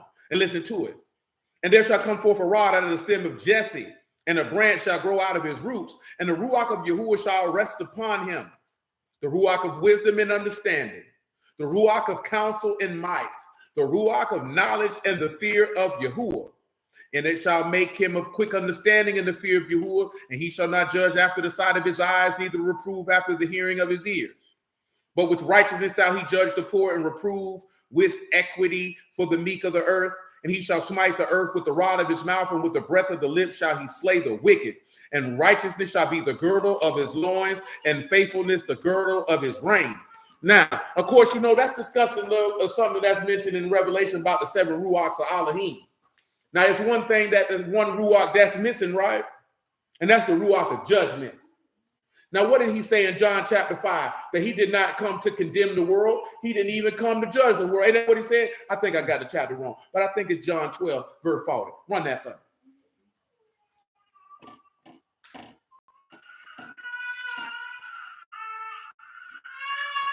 Said he hath blinded their eyes and hardened their heart, that they should not see with eyes, nor understand with heart, and be converted, and I should heal them. These things said Isaiah when he saw his esteem and spake of him. Nevertheless, among the chief rulers also many believed on him, but because of the Pharisees they did not confess. They did not confess. Lest they should be put out of the synagogue, for they love the praise of men more than the praise of Elohim. That's what's going on right now. People love the praise of men more than the praise of Elohim. Yahushua cried and said, he that believe on me, believe not on me, but on him that what? That sent me. Amen. And he that see me, see him that sent me. Amen. I am come a light into the world, that whosoever believe on me should not abide in darkness. That's right. And if any man hear my words and believe not, I judge him not. He do what? I judge him not. He do what? I judge him not. Why? For I came not to judge the world. He came not to do what? Judge the world. He came not to do what? Judge the world. That's why that Ruach is missing in Isaiah chapter 11. Because that's the Ruach that he ain't come to do. But to save the world. See, no, when you look at judgment, how many words you got for judgment? You got 2. You got what? Mishpat and Shaphat. See, Mishpat is to determine right and wrong and decide a case. Shaphat is for condemnation. He said he wasn't coming to perform Shaphat. He was coming to redeem. He was coming to save. That goes back to what we read in Ecclesiastes. There's a time of love and there's a time to hate. It's a time of peace and there's a time of war. See, what most people didn't understand, that when he came, you know, people anticipated Mashiach coming to conquer. Let me ask y'all this question. Why were they anticipating Mashiach to conquer according to the text? No. That's not. But I would understand why you would say that. Or they wanted the nation back. That's not why they anticipated Mashiach to come back and wage war. Why did they anticipate that, according to the text? Because they understood and knew what Mashiach was supposed to do, except for the main thing that he was supposed to do, which was to redeem us from sin and death. They didn't pick up on that part. Any of y'all on Clubhouse or YouTube know why, according to the text, that they expected him to come waging war.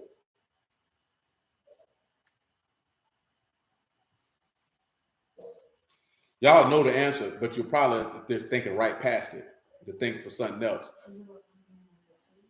No, that ain't it. We kind of already mentioned it. Yeah, so did. Indeed, we'll just mention it because he was the son of David. And they know that he was supposed to come in David's steed, and David fought the wars of Yahuwah, which is why he called him a bloody man, which is why David couldn't build the house of Yahuwah, because he said, your hands are with blood because you fought the wars of Yahuwah. So them knowing that he was from David's seed and stock, they were expecting him to do what remember a long time ago we talked about that he came as Solomon, but he returned as David. See, he didn't come from the house of David in the flesh as they anticipated him to come. They weren't anticipating him to come as Solomon. Because what happened during Solomon's reign? No wars were fought. It was a time of peace. See, those who have understanding of the times, they would have known that to tell the people what they ought to do. See, they would understand this is a time of peace. You know why? Seek Yahuwah while he may be found. That's what time that was. Remember what John the Baptist said to the scribes when they came up? Who warned you to flee from the wrath to come? If he telling them to flee from the wrath to come, that means this ain't a time of war. This is a time of peace. Who gave you this discernment to know that you ought to come out here and repent? You understand? See, those who notice he say they were men of understanding of the time to tell the people what they ought to do. See, most people don't understand. You still in a time of peace. Boy, you ain't in no time of war right now. So you don't understand to tell the people what they ought to do to be prepared for the time of war when it comes.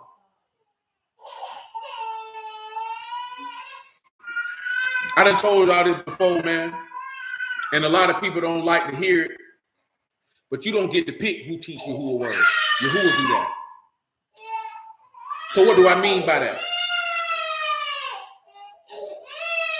Only a man of Elohim can be able to pick another man to teach the word, because Yahuwah would have to allow him to do so. The people don't get to pick who be their preachers.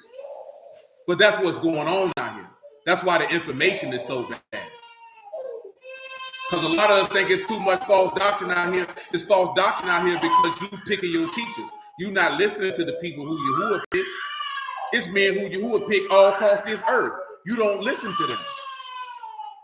You don't listen to them because they're not saying what you want to hear. And what you want to hear is that you can be comfortable in your sins. Anytime you hear a nigga say, we ain't got to worry about that, Mashiach can straighten that out when he get here. God ain't son him. Ain't no anointing on that man. Ain't no, because ain't nowhere in this book where he say, I'm going to pull you in the wilderness and straighten anything out. That man ain't never told you that. That's you niggas hoping to get justified in your doctrine, or the fact that you really don't know what you're talking about, and you hoping that he'll give you a reprieve because you don't know what you're talking about. What you didn't know, Misha?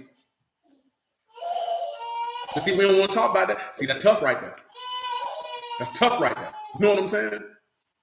It's not no game. Y'all know what it said in Ezekiel 14. That man say, if you go seek to a false prophet, you get in the same punishment as the false prophet. See, you think the false prophet, the nigga at the church house, or the nigga whose doctrine you don't agree with. A false prophet is simply a man who don't work for Yahuwah.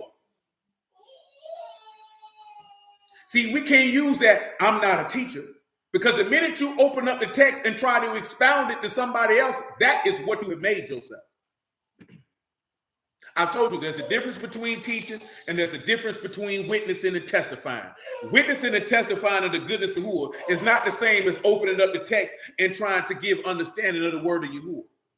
You can testify and witness all day long, but everybody ain't supposed to be opening up this book, boy.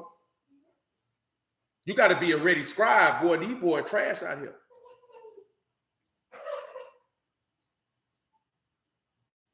Oh, yeah. That's in that John 13:20. You know, whosoever received whomsoever I send.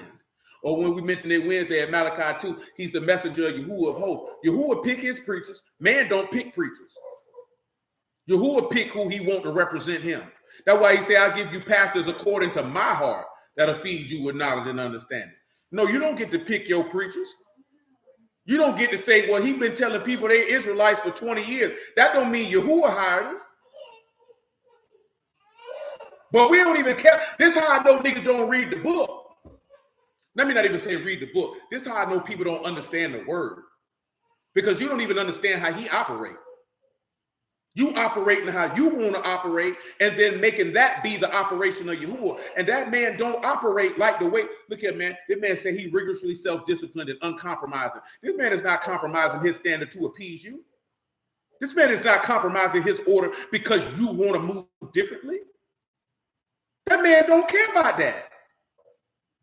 He don't care about you being an Israelite. See, the thing is, you so used to so many men who compromise what it is that they stand for and what it is that they operate to satisfy you, that you think Yahuwah do that. And he don't. He don't. You know why you believe that? Because that's what you've been told your whole life. You got to compromise. No, you don't. No, you don't. We talk about the definition of compromise. Compromise is to take less than what you desire. Why would the living Elohim, who created heaven and earth and man upon it and put breath in every one of our lungs, take less than what he wants? Why would he do that? Why would you think he would do that? Do you understand how evil your heart got to be to believe that he would compromise with you? Let me ask you this question. Who can you read in the text that Yahuwah compromised with? Who can you read where Yahuwah took less than what he wanted to please that person? To come in agreement with that person. Where can you see Yahuwah taking less than what he wants? I'll wait. You ever seen it? I ain't never seen it. Maybe somebody else seen it and I'm unaware.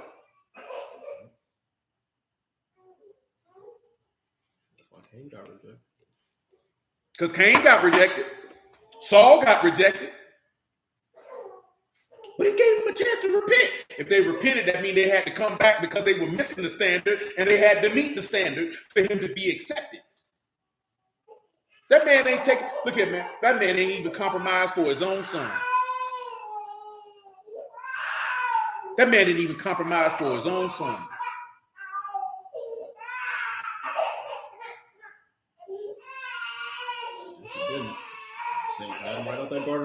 He ain't doing it.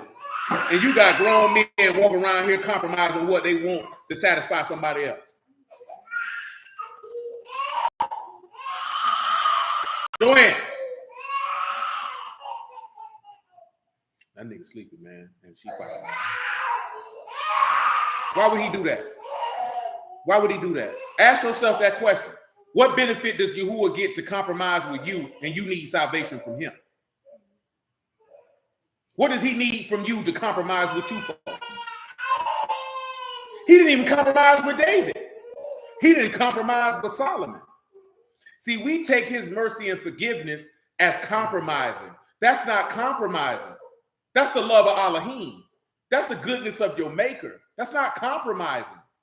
Him giving you mercy and an opportunity at repentance, he's not compromising the standard. When he forgave that woman who got caught in adultery, he didn't compromise the standard. He told her, go and sin no more. He didn't say, oh, no, you good. Sin as much as you want. I still love you. That's not what he did. But like I said, you are so accustomed to so many men that compromise that you believe that Yahuwah and every man ought to do that. And when they don't, you are amazed. What you mean you're not going to? But no, but you're supposed to come. No, this is what I require. But I want to give you this. No, this is what I require. You used to do taking less than what they require, so you just assume everybody gonna do it. But I'm gonna tell you, it's one man who ain't gonna do it, and that's Yahuwah of hosts. He's not gonna do it. You're gonna give him what he asked for. He come up on you and you that fig tree without no fruit, you getting cursed and dung, and you can believe that. You know what I'm talking about? Yeah, man, that's not how this game go, man. These people lying to us. Do you understand the math? Look here, man. Don't you know this man say if all these, look here, bro, bump all the Christian preachers. You really think all these dudes out here who Hebrew preaching the word, you really think Yahuwah with all these boys? You really believe that? When this man say the harvest is plentiful, but the what? The laborers are few. Pray to the Lord of the harvest that he send laborers into his harvest. You really think all these dudes out here, Yahuwah with all of them? You smoking rocks. You smoking rocks if you think that. Let me tell you something, man. And this is just my own personal estimation. I ain't got no text for this. If you take 1,000 dudes preaching the word, man, you might be lucky if 50 of them belong to Yahuwah. To be a dead honest preacher. If you got 1,000 brews preaching the word, boy, you lucky to get 50, maybe 100. That man ain't never had no multitude of people who was handling his word and they roll with him. Yeah, man, that's tough. I know it is. You got to know it's tough. You can't be thinking that this man down with everybody you see. You can't be thinking that. You can't be that simple. What does man say, man? Broad is the what? And wide is the what? And he said, and there be many that go therein. That's what he said, right? Then he said, what? Straight is the what? Straight is the gate and narrow is the what? And he said, how many that find it? How many? That means, come on, man, if you find a straight gate, how in the world you think all these boys getting in? And how you think everybody preaching the word down with this man? And he said, it's few that's going to find that tight way. It's few that's going to find it. I'm going to tell you what the word say. You can take and do what you want to with it. It don't make me no never mind. You understand me? Nigga, we ain't got no ads running on this channel. We don't get no money. We ain't asking for no donations. I don't care if you like me. I don't care if you subscribe. The only reason we want 1,000 subscribers is just so I can go live anywhere at any time. Just pop in like what's happening. You know what I'm talking about? You got some questions? You want some dope? I can sell you some dope while I'm throwing trash away. That's the only reason why we want 1,000 subscribers. Is just to go live anywhere at any time. Outside of that, I don't care. You know what I'm talking about? I don't care. Because let me tell you something real, man. I've been saying this for decades, man. For years in my entire life, even more so with this word. I'd rather have 5 solid men rolling with me than 100 busters. You know what I'm talking about? Yeah, man. You want real ones riding with you. And when I say real, I'm talking about men whose heart is dedicated to the living Elohim, man. That's where their heart and spirit is at. Locked in with Yahuwah. They long for and desire the righteousness and salvation of Yahuwah. Everything else, take care of itself. You know what I'm saying? I don't care about nothing else anybody trying to do. Boy, if your heart, boy, if you ain't got a burning desire in your heart to be one with the Maker and live forever, I wouldn't care to have you around me on a regular basis. We're not on the same type of time. My conversation ain't going to resonate with you.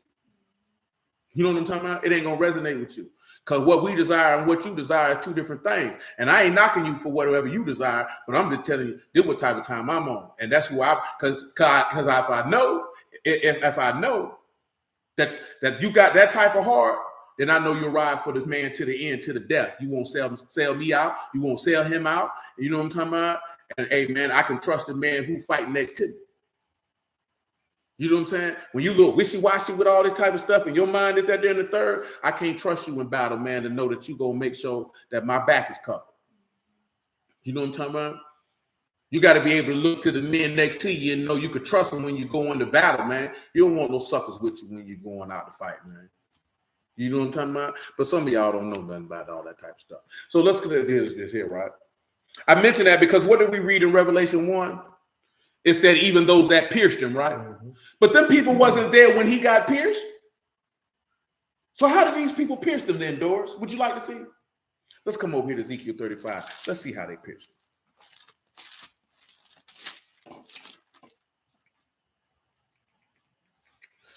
You make it swift and slide on out of here. Ezekiel 35 and 13. Make it 11. Ezekiel 35 and 11. Say, therefore I live, saith Yahuwah Elohim, I will even do according to your anger and according to your envy, which you have used out of your hatred against them. Mm-hmm. And I'll make myself known among them, which I have judged you, when I have judged you. You shall know that I, Yahuwah, I have heard all your blasphemies. I heard all your what? All your blasphemies. Tell them what blasphemies is right there, man. That's not asah, that's contempt. Contempt or blasphemy. Blasphemy. You got contempt for the man. Come on. Which you have spoken against the mountains of Yashar'al, saying, they are laid desolate, they are given us to consume. Mm-hmm. Thus with your mouth you have boasted against me. Tell them what boasted is. You know, this is the first team that I ever liked. This is the first football. That's Gadol, to grow, to become great, or important, to promote, to make powerful, to praise, to magnify, to do great things. To do great things. Did you suck young people? You ain't know that? Yeah. Or that's to magnify oneself. Magnify oneself. Come on.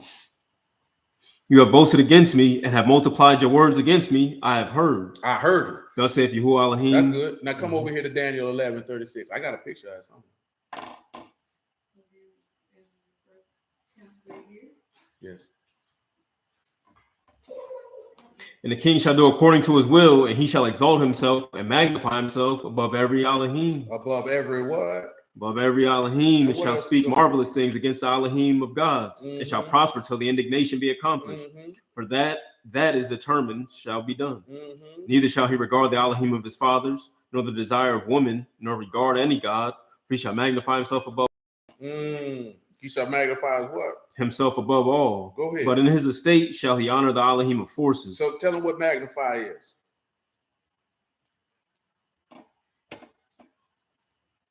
Same word as gadol.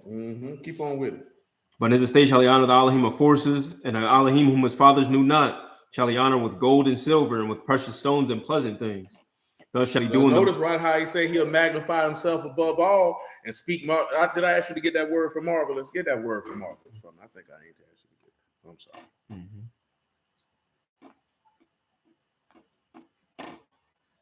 Marvelous things is palal, to be marvelous, to be wonderful, to be surpassing, extraordinary, to separate by distinguishing action. He's going to separate himself by a distinguishing act that he's greater than the God of God. Shalom, man.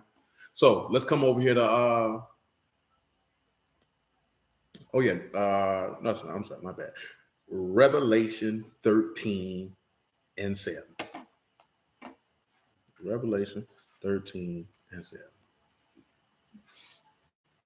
And it was given unto him to make war with the saints and to overcome them, and power was given him over all kindreds and tongues and nations. And all that dwell upon the earth shall worship him, whose names are not written in the book of life. That junk like a nigga from Alabama. Come on. Of the Lamb slain from the foundation of the world. If any man have an ear, let him hear. He that lead into captivity shall go into captivity. He that kill with the sword must be killed with the sword. I think I got you. Tell me what verse 5 says. And there was given unto him a mouth speaking great things and blasphemies and power. And speaking great things and what? And blasphemies. And what? And blasphemies. And what? And power was given unto him to continue 42 months. Pause. Now, you notice how I said he was speaking great blasphemies and he heard him? That's how the people who even pierced him were well because of him, because they was out there blaspheming. You know what I'm talking about? See, a lot of people don't realize that blaspheming is the same as killing him. See, when the people was out there, man, they were blaspheming Yahuwah when they was talking that talk against the man. He's a deceiver. He this, he that. But see the difference. See, let me show you something. Let's just go on over here to Mark chapter 3. Let me just show you something. Let's go over here to Mark chapter 3.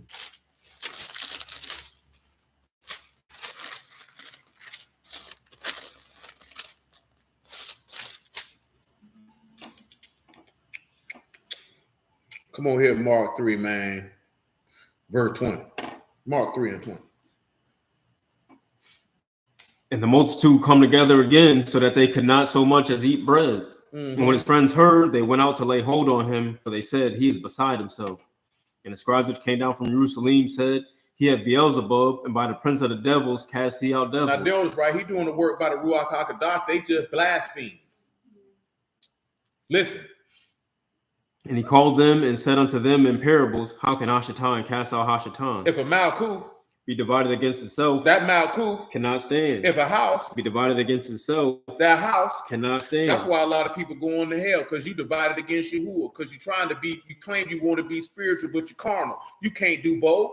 That's why I say, man, I will want you to walk in the Ruach versus the flesh, because the flesh will cause you to do those things that are not convenient. You can't be carnal and spiritual. That's not how this works, man. That when you say that, you saying Yahuwah like that. No, you got to put that flesh off, man. See, we're not talking about these type of, let me tell you something, right? This is the honest truth, right?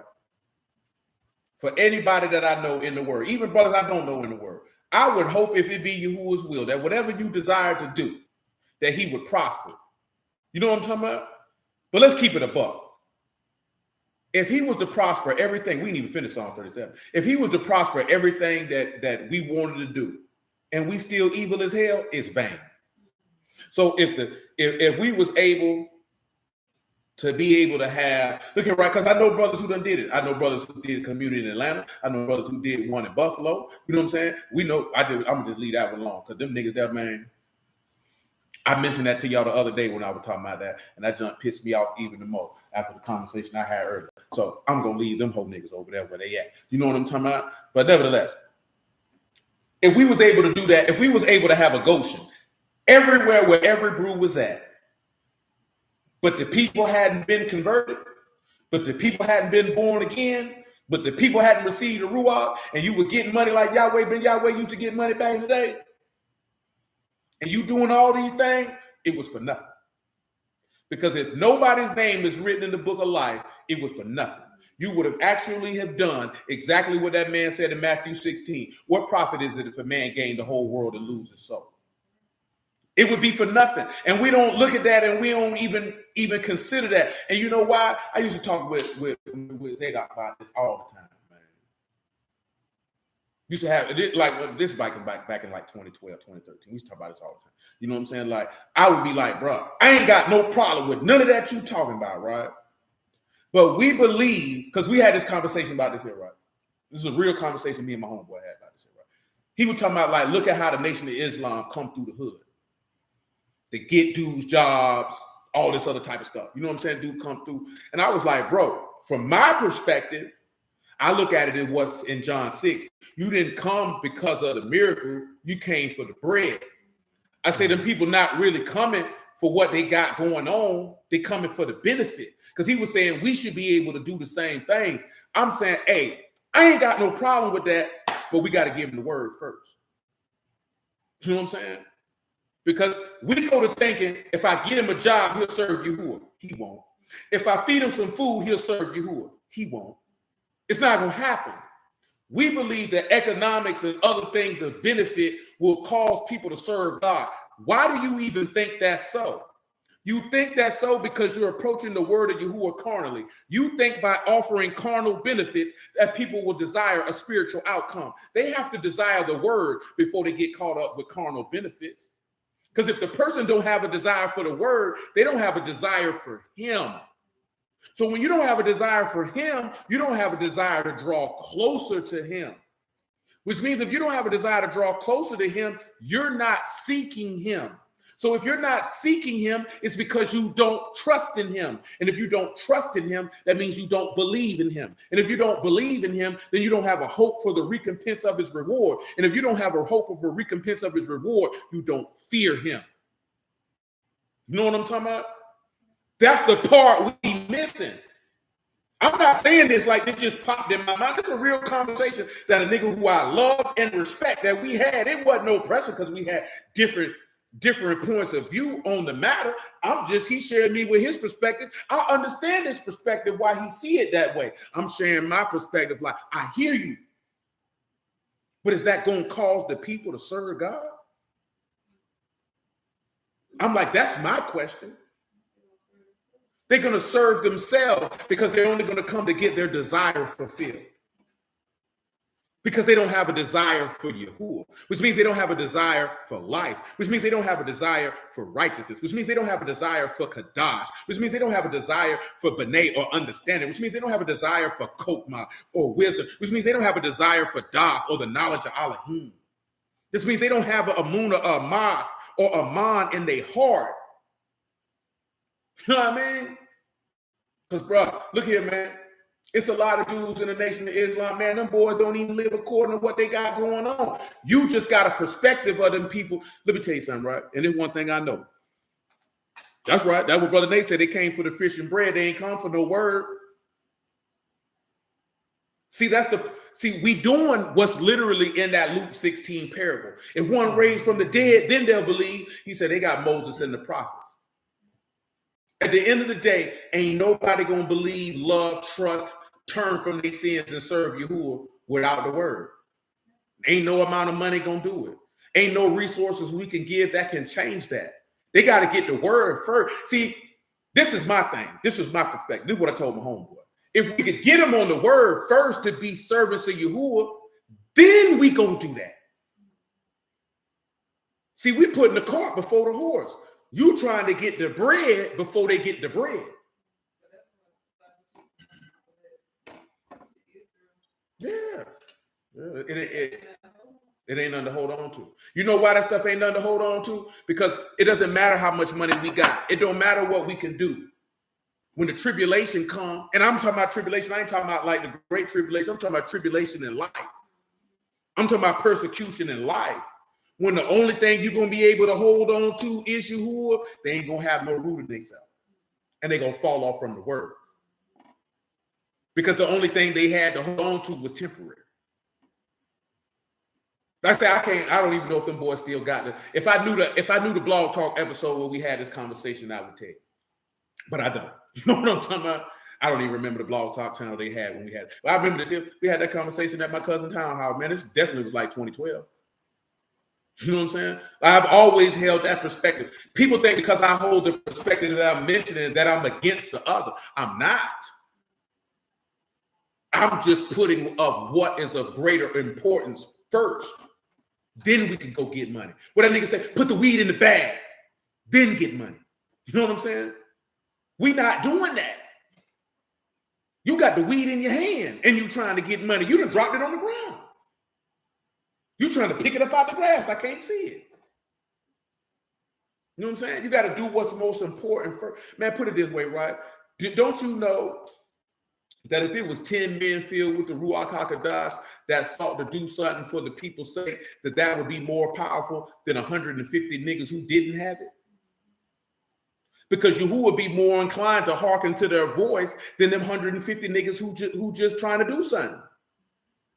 But you don't consider that because them 10 men with the Ruach HaKodesh are sons of God. So that means if they sons of God, his ears is open to their requests. And if their requests are according to his will, he'll fulfill it. But see, this is the other thing that y'all be forgetting. Just because you want to do something don't mean it's according to his will. Because with Yahuwah, it's his way or no way. He don't care what you're trying to do. It's about what he gonna do. Notice I say ain't trying to do. It's about what he gonna do. It's about what he gonna do. He don't care what you want to do. We already read that. There's a time and season for every purpose that he delight in. Because he told you about, give him that Isaiah 55, man. Give him verse 6. We're going to get Ecclesiastes 3. We probably won't get too much Judges 14 tonight. Seek you Yahuwah while he may be found. Call you upon him while he is near. Let the wicked forsake his way and the unrighteous man his thoughts. Let him return unto Yahuwah and he will have mercy upon him. Let him do what? Let him return unto Yahuwah and he'll do what? Have mercy upon him. And to our Elohim, for he'll abundantly pardon. Praise you. For my thoughts, not your thoughts, neither your ways, my ways, saith Yahuwah. Listen to him.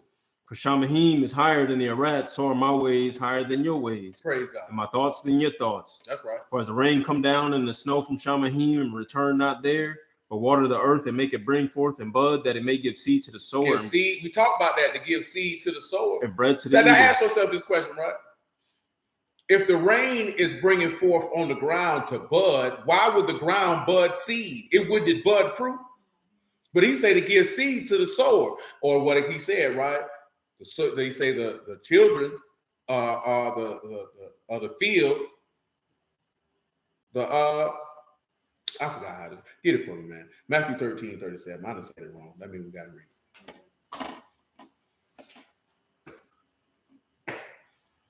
Matthew 13:37. Tell it to me. He answered and said unto them, he that sowed the good seed is the Son of Man. The field is the world. The good seed are the children of the Malkuth. You see how you say the who? The what seed? The good seed are the children of the Malkuth. And it's not seeds of many, but seeds of one. That seed being Mashiach. And that man say, this is the covenant that I make with you. The ruach that's upon you and the word that is in your mouth won't depart out of the mouth of your seed, nor the mouth of your seed from henceforth and forever. Because he want that good seed to come back to he that sowed it, which is Yahushua. And I go back to the point I tell you, you don't pick your preachers. He do. He sow that seed. You don't sow it. You ain't got nothing to do with it.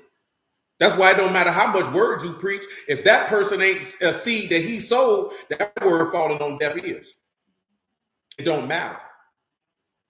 But see, that's when you, and when I say that, that's when you go dealing with things that's above our pay grade. See, like David said, I don't exercise myself in matters too high for me.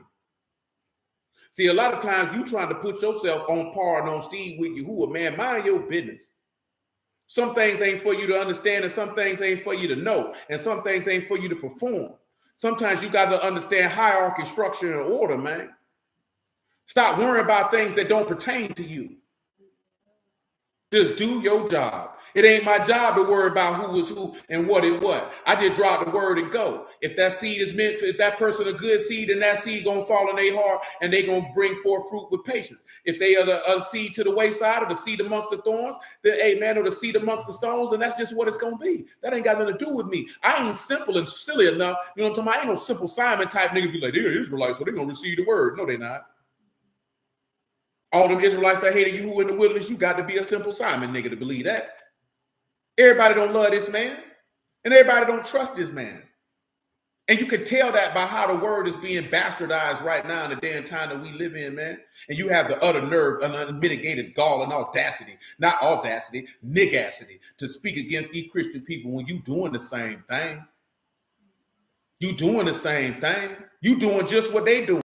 You just feel like it's better because what you saying is different from them. But the way that you live and your level of faith is no different. So you might as well still, what about Pastor Pochak? What about Elder Dummy? You know what I'm talking about? You think Elder Dummy better than Pastor Pochak because he telling you can eat pork? He telling you can be a sinner and you who are straight with it. What's the difference?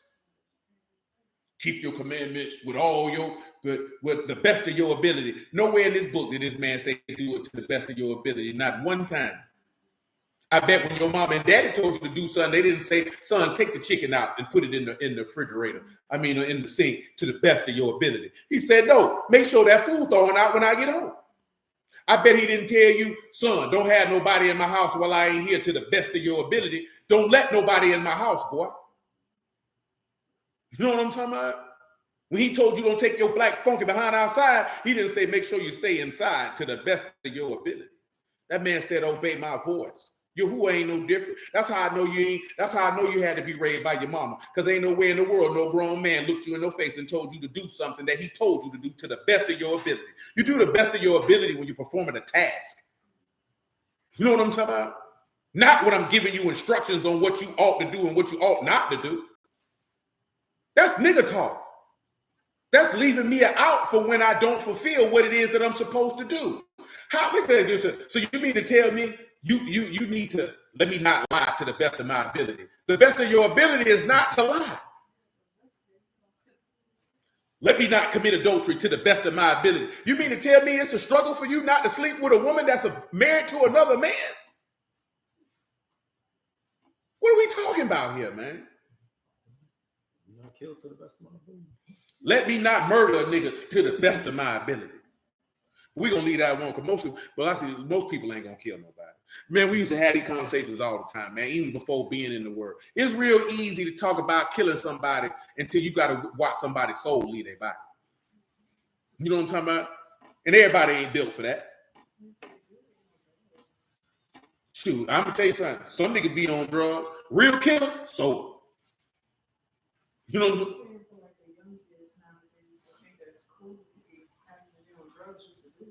I mean, there was people in my day that had to get your own drugs to do it, but some of them be like that because some of them will tell you that they were haunted by people who they killed. I done heard dudes tell stories about they used to see people who they killed. You know what I'm saying? Some of them while they were awake. You know what I'm talking about? They'd be like, well, I seen them, bro. I'm like, hey. And 9 times out of 10, that was somebody that they didn't have no business killing. You know what I'm saying? Yeah, but most of y'all don't know what I'm talking about because y'all ain't never been around nobody who had them type of conversation. That's a different type of conversation.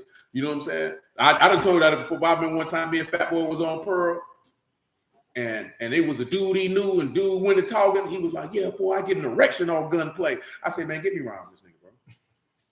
You know what I'm saying? I said, man, let's slide. I had just came. You know what I'm saying? I was first out. I said, get me around this nigga here crazy. You know what I'm talking about? Like straight up and down. I ain't know the dude. I'm just listening to him talk. And I told Fat Boy, I said, yeah, you get me from around him.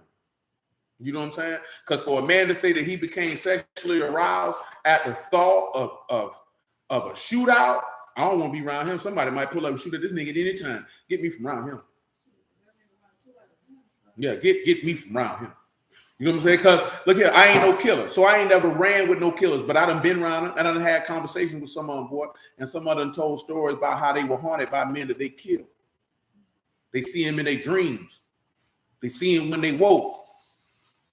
You know what I'm saying? So that's how I know, man, everybody ain't built for that, man. They people just be talking. Yeah, the people in the army, they be all messed up. They be all messed up, man, because you have no idea what the men did over there. Misha said it reminds me of that movie Tales from the Hood when Buddy had nightmares of the people he killed. You know what I'm talking about? But that just goes back to that's the main too. You ain't doing it. Yeah, you ain't doing it. You just killing. Yeah. You know what I'm talking about? Man, that's something different, man. Look here, right? You remember Scott Hall, the wrestler? And you know, people talk about him how he was on drugs and alcohol real bad. You know why he was on drugs and alcohol like that? Because he killed a man. When he was a bouncer at a club, he had tried, you know, got in an altercation with a dude, and he ended up killing the dude, and he was never the same after that. That's how he started to abuse drugs and alcohol, because that haunted him to the day he died. That's a different deal, man. When you know, there's one thing you hear about, oh, I killed somebody. That's another thing when you sit there and you watch life leave out a man's body and you were responsible for it. You know what I'm talking about? There's certain people who can do that. I guarantee you Jeffrey Dahmer felt nothing. Ted Bundy felt nothing. I can tell you that Paul DeRusso felt nothing. I looked in his eyes. I seen the evil. You know what I'm talking about? That was a dude from our city, man. He was going around here killing women in like 2002, 2001. Drew said he wouldn't feel that bad if he killed to protect. And maybe you would, maybe you wouldn't. I don't know. You know what I'm talking about? I can't speak for that. You can speak for yourself. And I'm not saying that to be condescending. I'm saying that to be honest. You speak for yourself. I don't know what any man would think or feel. You know what I'm talking about? But I will tell you, I done told y'all that before, what our big homie said, though. Say you kill a man and you feel bad for it, you old nigga. You kill a man and you feel nothing, he deserved to die. So that's how you know. Now, whether you be haunted by that, that's a whole nother thing. You know what I'm talking about? Who knows? I don't know. I can't speak on that. Yeah, and I'm like I said, you know yourself. So, hey, man, if that's how you see it, then that's what it is. You know what I'm talking about? But I told you before about my brothers, about my people, this, that, and the third, boy, or about myself. If it's me or you, and I can stop it, it's gonna be you. And I know I'm gonna go down, lay down, and sleep good for them 3 years. They're gonna send me to prison for having possession of a firearm by a convicted felon. You know what I'm talking about? See, we've had that. I'd rather go to prison for firearm by possession of a firearm by convicted felon than for y'all to come look at me at the medical examiner's office. I go do them 3 years. Shoot, I done did 5. 3 ain't gonna do nothing to me. You know what I'm talking about? Straight them down. Boy, if you done did a couple months, boy, for the right reason, boy, a couple years ain't gonna do nothing to you.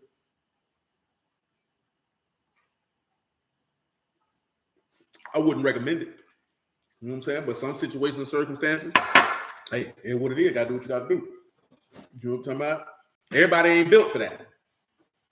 It's a lot of things in life people ain't built for. That's why you gotta be real and honest with yourself and know yourself. You know what I'm saying?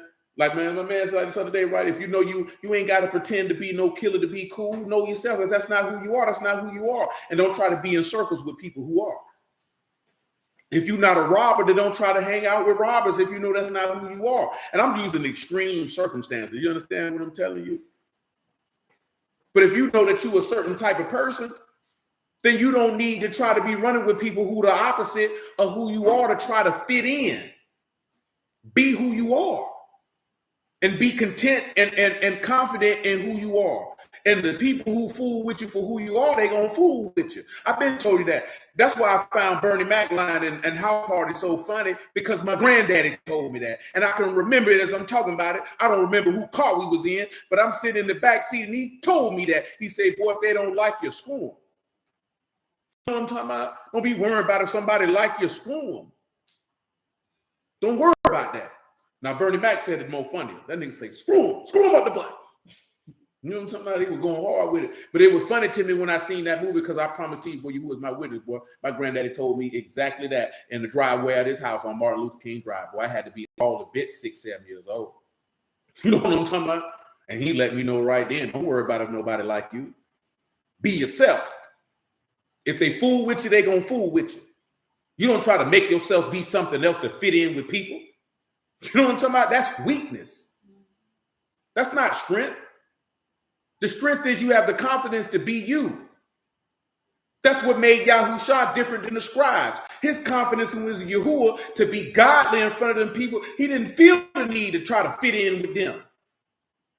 That's why they hated him.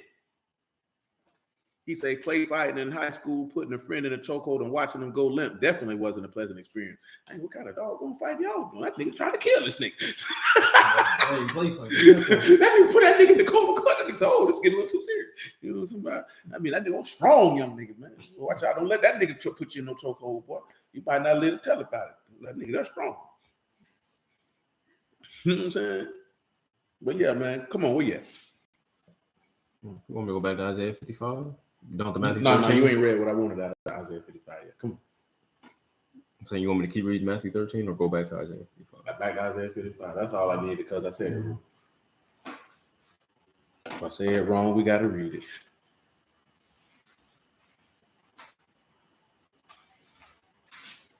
Which is about verse 8. Verse 11. Come on, Isaiah 55 and 11. Say, so shall my word be that go forth out of my mouth. It shall not return unto me void. It won't return unto him what? Void. It's going to do what? But it shall accomplish that which I please, and it shall prosper whereto I sent it. That man said it's going to accomplish that which I delight in. For you shall go out That's with good. joy. That man said it's going to his word is going to accomplish what delights him. Not what delights you. What delights him. See how that go back to that Ecclesiastes 3? Let's go back to Ecclesiastes 3, by the way. And let's take a look at a few points. There's a particular point in Ecclesiastes 3 that I want you to see. And I want us to be able to understand and know before we leave here this evening. Ecclesiastes 3 and 11. Listen to it. He hath made every beautiful in his time. Also, he hath set the world in their heart. He said the world where? In their heart. He said it where? In their heart. Now, ask, come on, go ahead. So that no man can find out the work that Elohim make from the beginning to the end. Now, how does he set the world in your heart? What you think that means? Tell them what the word world is there, because it ain't what you think it is. Hold on. Say, man got pushed by a family member who wouldn't leave me alone and pulled the knife out and was ready to stab him. I felt nothing. I know that's not a bad thing. No, that's not really a bad thing. Since I just got tired of bullying. See, that's different because that's not a bad thing because that person is provoking you and they're bringing that on themselves. Let me tell you something. I told y'all this a couple weeks ago, man. Sometimes you got to leave people alone. It's a dude, man. I know of his family. I didn't know the dude. I knew I think I did. I might have. No, I moved right down there before it happened. When we first moved to Atlantic Beach, man, it was a dude, man. They say he had kept robbing this dude over and over again. You know what I'm saying? He had no respect. He thought the dude was soft. Man, one day, man, that dude walked down there and shot him to death.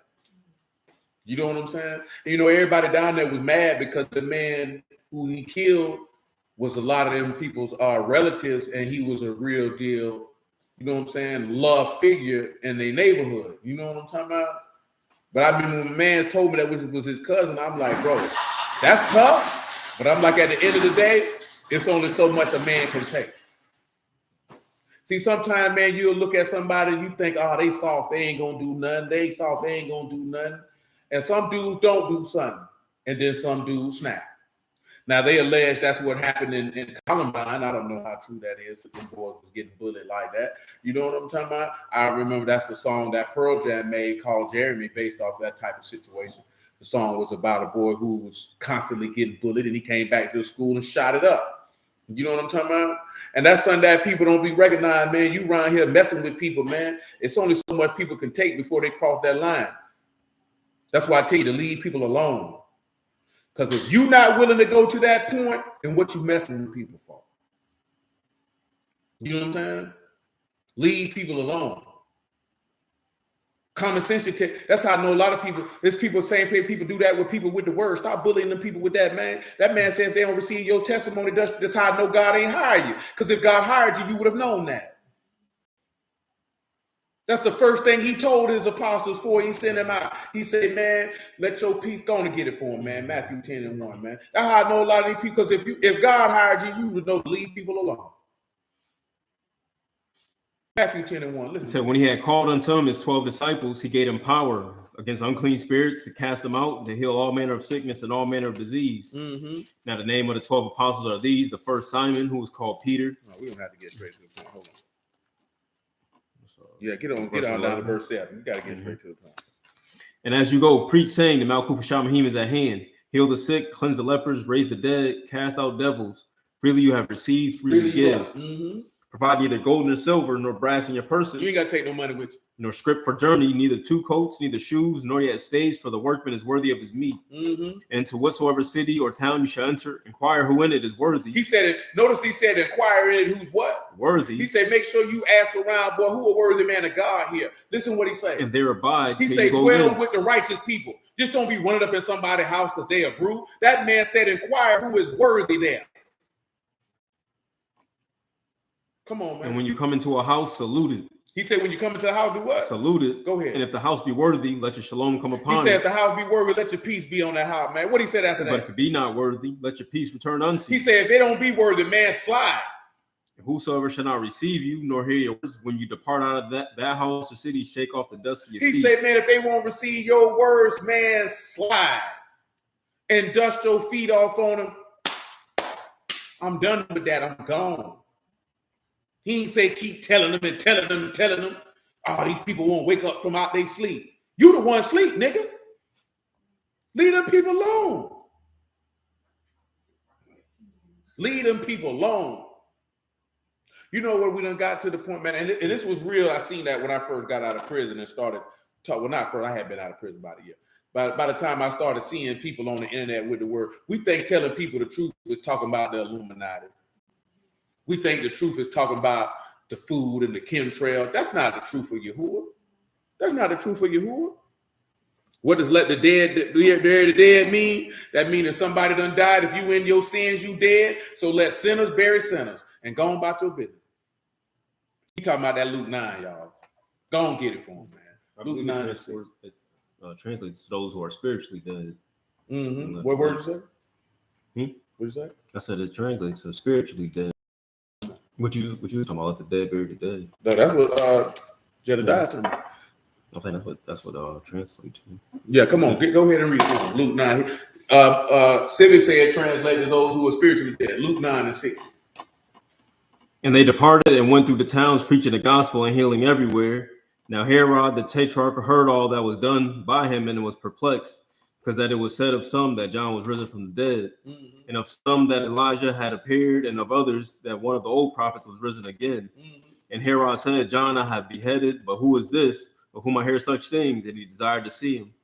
And the apostles, when they were returned, told all that they had done. And he took them and went aside privately into a desert place belonging to the city called Bethesda. Like I got you reading too much. Hold on. We don't need all that. You in Luke 9?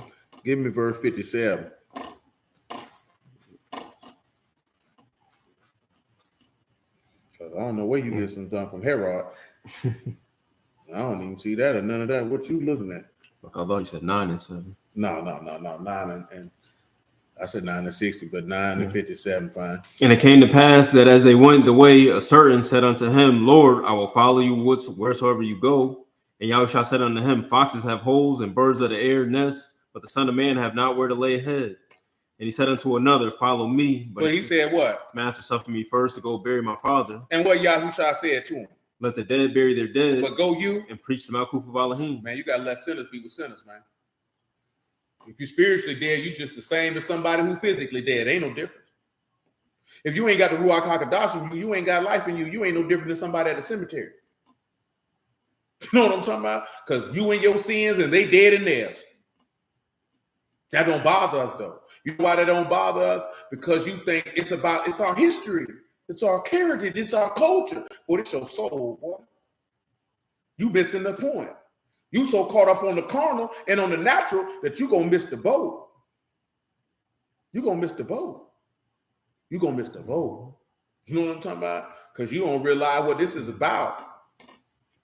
Because you want to boast in your flesh. I'm telling you, man, it's because we got low self-esteem. And I know why we have low self-esteem. Look here, right? I am not ignorant or detached from the fact of why our people will have low self-esteem. You know what I'm talking about? Why we would seek such levels of validation. You know what I'm saying? I understand. I'm not ignorant of that. But this is what I can tell you. The level of self-esteem that a man has is based on how he was raised. If you were raised to look at yourself as a victim because you black and focus on all this type of stuff that happened to us, then you always gonna have low self-esteem. You know why? Because you're gonna always have in the back of your mind that you less than these people. Because that is the narrative that you get fed. It doesn't take away from the fact of the atrocities and the wickedness that has been committed. But when your people focus that on you, you have the mind of a victim. It's really debilitating to a young man to actually grow and be the man that he ought to be. You know what I'm saying? Because you'll be living in fear. Now, of course, we do know the text states that these people would be living in fear. You know what I'm talking about? But as a man, you can't raise a young man to be fearful. He's already at a disadvantage in his manhood. You know what I'm saying? Because he's gonna have a level of cowardice that will arise at a particular point in his life. And when we talk about cowardice, we talk about afraid of confrontation. You know what I'm saying? Not the fact that he might be just, you know what I'm saying, just let people run all over him, but afraid to confront things. And it also has it'll cause to have a negative self-image and a pure view of yourself. Because I know a lot of us, we not niggas and this, that, and the third. You only believe that because see, the white man didn't teach you that. Your people taught you that. Your parents taught you that. Your grandparents taught you that. Your aunts and your uncles taught you that. The people in your neighborhood taught you that. Because ain't no white man sit down at your house. Because none of us grew up in that time period when white folks was running past you calling you a nigga. Especially not most of y'all. You know what I'm talking about? Most of y'all were born in the 90s and in the 2000s. You ain't experienced no life like that, man. Especially for most of us who live in the South. I'm old enough to remember white folks just riding back, nigger. And we'd be like, what's wrong with this guy? You know what I'm talking about? Like, it's crack about it. That's not y'all life, man. That's not y'all reality. Y'all ain't live with that. Y'all ain't live with that. You know what I'm saying? And you walking around trying to have some fake doggone outrage for something that you never experienced.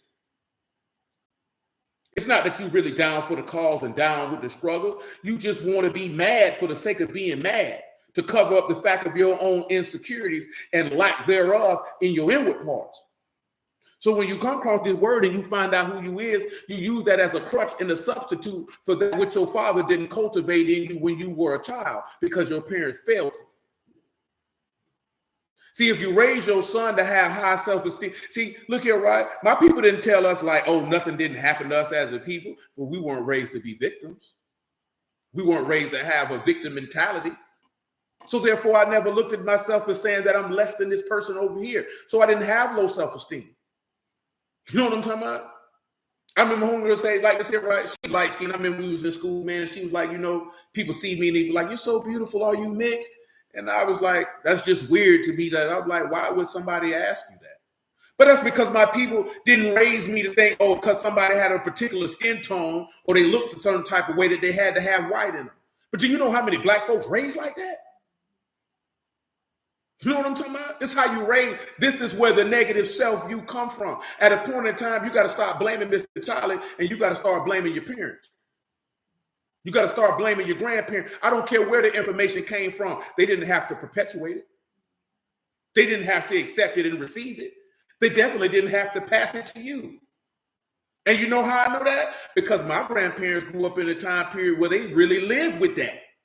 So that means the people who raised my mama, my auntie, and my uncle, they came from a time period in human history where they lived what we talking about. They lived it. They know my granddad and grandma know what it was like to go to a colors only, water fountain and a color only bathroom. Ain't none of us never seen that.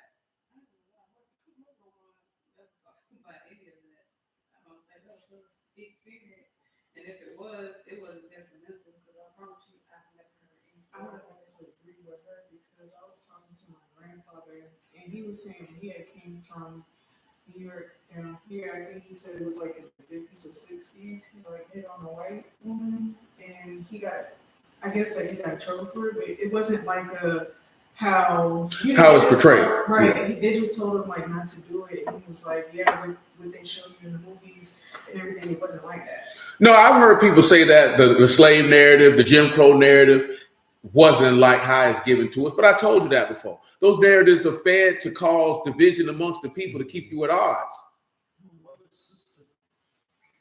And she had the newspaper article she showed it to us. She had got her jaw broken because she was standing next to a white-only water fountain, and the police officer walked up and punched her in the jaw. That's tough. That's tough to get punched in the jaw for standing next to a water fountain. You know what I'm talking about? I mean, it all depends on where you at. Of course, you know, some things get embellished, but I told you that before. Racism is a construct to keep the people divided and constantly fighting so that you can be ruled over those who have the power. Because as long as the people as a whole are divided and fighting against one another, then you can never be concerned about taking power away from the people who have it. You know what I'm talking about? And that's just a simple ploy and tactic of those who have power. You can look in the text. There's no such thing as racism in the text. People stuck to their nationality because their culture is a way of living. You know what I'm talking about? The way that they live, they just roll with that. You know what I'm talking about? Racism is a modern construct for the purpose of division and dividing of the people to have constant conflict. And this is how Satan can rule. You know why this is how Satan can rule? Because Satan thrives in disorder. You know what I'm talking about? That is where he thrives at. Yahuwah thrives in structure and order. That's why I told you many times before, if you run across somebody who like chaos and confusion, they are the devil, because righteous people cannot thrive in a disorderly fashion. Because when the Ruach HaKadosh is in you, you is about as orderly and straight as you can get it. That's why he said that Elohim is not the author of confusion. That Greek word for confusion is disorder. That's why we look at, man, this Israelite movement ain't prospering because it's disorderly. It's not just like David said, oh, you didn't bring up the Ark of the Covenant according to the due order. It's not according to the judgment of Yahuwah. It ain't never going to prosper. You can't be disorderly and think you're going to have success. How stupid is that? This people is disorderly. You think because you got commandments, you orderly. You're not orderly because you got the commandments. You're not orderly because you know you're an Israelite. You're disorderly because you refuse to do things according to his judgment, his will, and his righteousness, and that which he pleases in. And that's why you're not seeing what it is that you thought you should see from the word, because we're out of order. We're out of order. And nobody cares. Only thing that people care about is pushing their agenda. These people don't care about your soul, man. They don't care. They don't care if you live or die. These people don't. And I don't know how y'all don't understand that these people don't care if you live or die. But you know why these people don't care that you live or die? Because you don't care if you live or die. You remember Minister Society? He said, Cain, do you care if you live or die? He said, Granddaddy, I don't know. Then when he got shot at the end of the movie, what he said? He said, I remember when he asked me that. I do. Now it's too late. That's why a lot of people are going to be when that man say, depart from me, you work of iniquity. I never knew you. You didn't care if you lived or died. But when it's time for you to hit that valley of him, now you want to care. That's what that rich man in that parable was talking about. You didn't care about living or dying till you started feeling that burning flame. Now you care. Well, it's too late to care now. You don't care if you live or die because you don't love yourself. And knowing you Israelite ain't going to make you love yourself. You know what I'm saying? That ain't going to make you love yourself. If you love Yahuwah, ain't no way in the world you ain't going to love yourself. A lot of people, man, before you even get in the word, you don't love yourself. And it shows on how you live your life and the decisions and choices that you make, that you didn't love yourself. You know what I'm talking about? Because if you loved yourself, you wouldn't have did the things that you were doing, and you wouldn't have invested in quality time and people in places that you ain't even need to be. You know what I'm saying? You ain't love yourself. And you know what the sad part is that it's a whole bunch of us in this word, and you still don't realize that you don't love yourself. You know what I'm saying? It shows in the decisions that you make, in the choices that you make, man. You got to love yourself. You got to respect yourself. When you can do that, it can be easy for you to serve Yahuwah. It'll be easy for you, but you got to love yourself. You got to respect yourself, man. People don't love and respect themselves. Let's come on back to this Ecclesiastes chapter 3. But like I say, man, our people taught me to love myself, man. People look at me like, man, you got chip teeth and over. Why you listen, nigga? Just because you feel like that funny, nigga, I don't mean I'm gonna think less of myself because you got jokes, nigga. I got jokes too. See, this the thing is, y'all will let people convince you that you're ugly or convince you that you this. You nigga can't tell me nothing about me. You can't make me feel no way about me. Because I don't live and die based off your opinion of me. I don't give a damn what you think about me.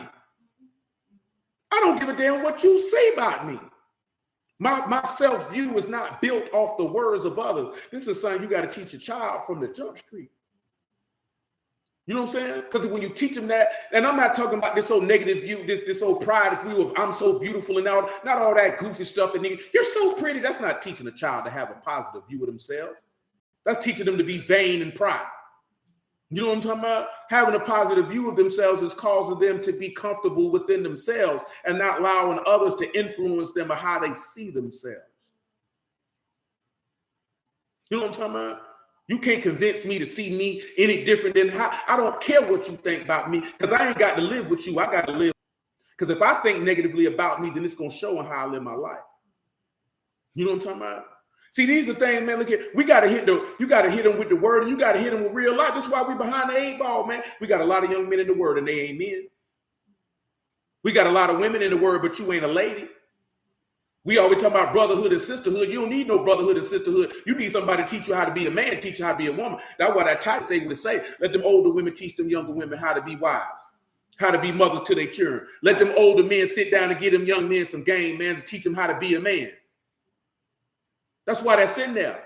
You don't understand. See, we scream community, but you don't want no community because you don't want to sit down and listen to nobody tell you about your funky behind. You know what I'm talking about? That you're not who you think you are. Not as far as your personal view of yourself, but that the level of righteousness that you think you've attained to, baby, you ain't got none of that. You got reformed scallywags trying to tell you how to be feminine. You got women who ain't never kept a man for longer than 6 months in a beating skeet tell you how to be a virtuous, feminine, loving wife. Oh, how you know? You've been fooling with niggas that all they gave you was some hard meat and a stick of bubble gum. You don't know nothing about that, baby.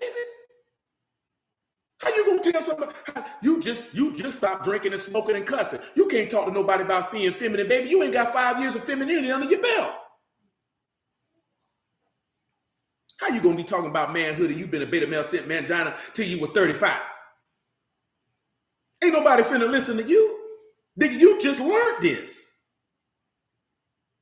You need to get some mastery up under your belt, man, before you go to trying to tell somebody about. I'm telling you, man, there's people all in disarray because don't nobody want to give nobody the game. And you know why can nobody want to? Because a lot of niggas ain't got the game to give. Because you can't give what you don't got. Man, we in trouble out here, man. That junk sad, man, boy. I'm telling you, man, it's tough out here, man. You got to sit down. You got to look at yourself. You got to be honest with yourself, man, what you want out of life. And what are you willing to do to get it? Ecclesiastes 3:11 one more time. Still want that word for a world? Yeah, they'll read it again, though. He have made every beautiful in his time. Also, he have set the world in their heart so that no man can find out the work that Elohim make from the beginning to the end. Now tell him what beautiful in his time means, man. See if it's that Tafara there right there, man. Or is it another word? Beautiful is Yahweh. Yahweh. Mm-hmm. Fair, beautiful, or handsome, goodly, pleasant. Pleasant in its app or its time. Now tell him what world in it, because he said he set the world in your heart, man. That is a long duration. That's olam. You know that's the word for eternity. Mm-hmm. That's the word for forever. Mm-hmm. That man didn't set the arats in your heart. That man said he set eternity in your heart. How do you think this translates? What do you think that means? Let's get Luke 17, man. Get Luke 17, man. That man said he set the world in your heart. He set olam or eternity in your heart. Now, hold on. Let me see what verse I want. I ain't going to keep you all wrong here much longer, man. Let Yahuwah be his thing. But let me see. Yeah. 17 and 20 is fine. Luke 17 and 20. And when he was demanded of the Pharisees when the Malkuth of Elohim should come, he said, and he answered them and said, what? The Malkuth of Elohim come not with observation. Tell him what observation means.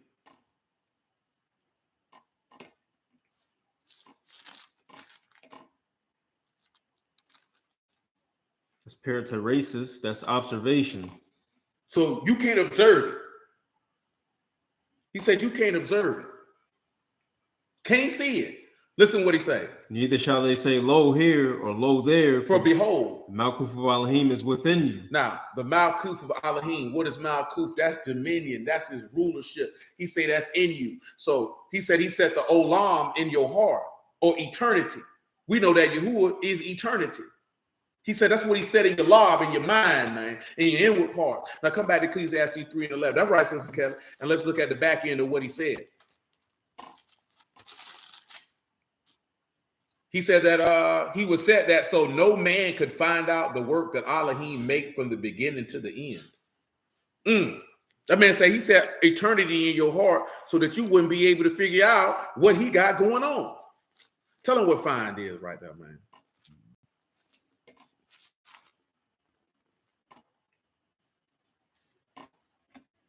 That's Masal. To find, to attain to. To find, to attain to. So check this out. Come over here to Romans 11, right? To pick it up at verse 30.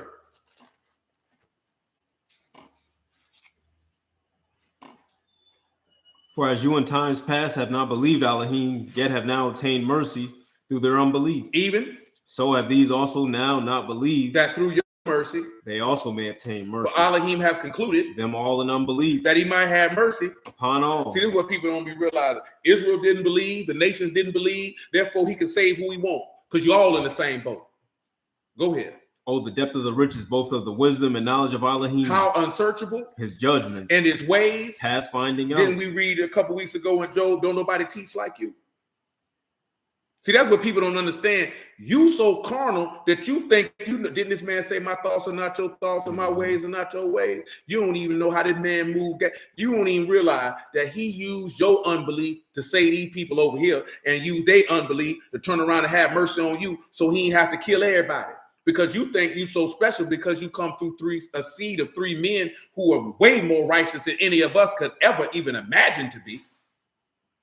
And you think that make you special over other people when all flesh are created by him and all flesh die. And he has no desire to be held in an unjust way, an unjust balance. So he offered the opportunity of eternal salvation to all. That's the righteousness of Yahuwah, how he kick his game. You can't peep it.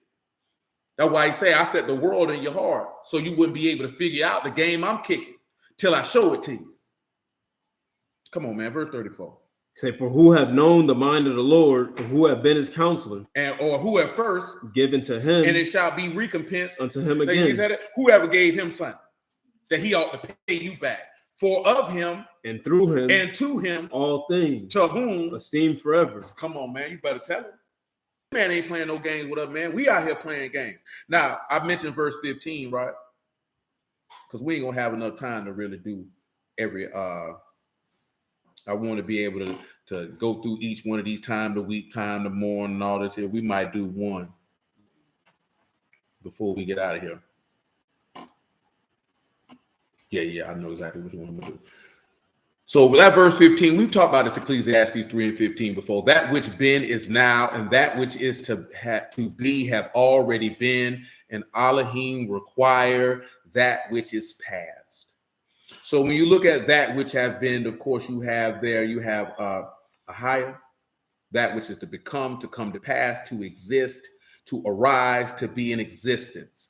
And that which is to be has already have been. And of course, that again, that is a higher again. And Elohim require that which is past. And that which is past is radaf, to be behind, to follow after, to pursue. Now, do y'all know what that relates to in the New Testament, this verse? Because a lot of people say that's reincarnation. You reincarnate stupid. You know what I'm talking about? But that's another conversation for another day.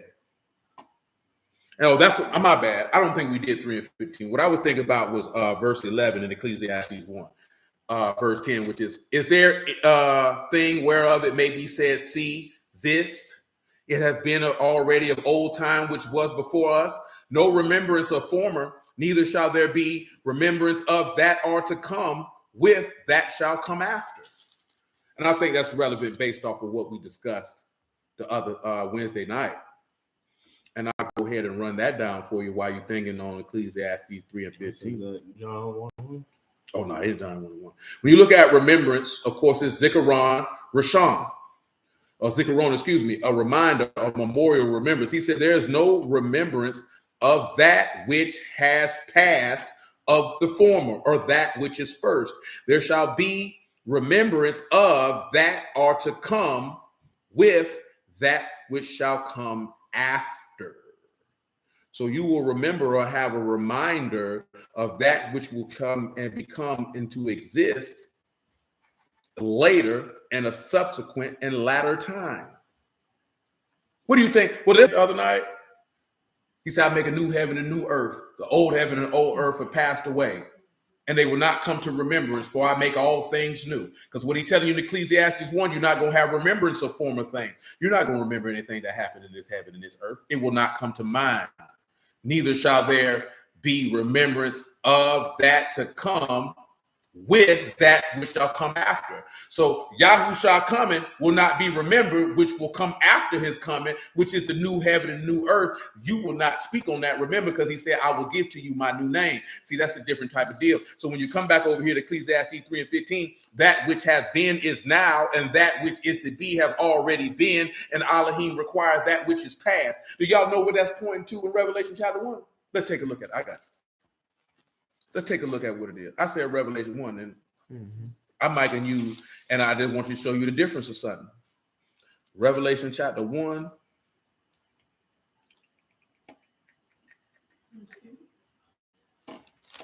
What you over there, burger?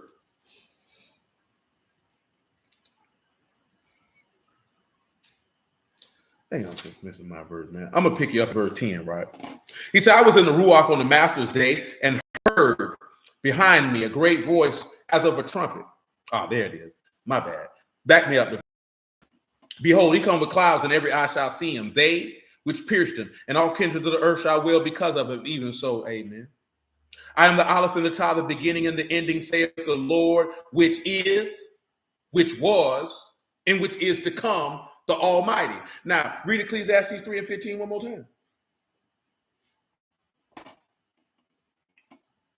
That which have been is now, and that which is to be. What? That which hath been is now. That which have been is what? Is now. You see how he said, I am he that which was?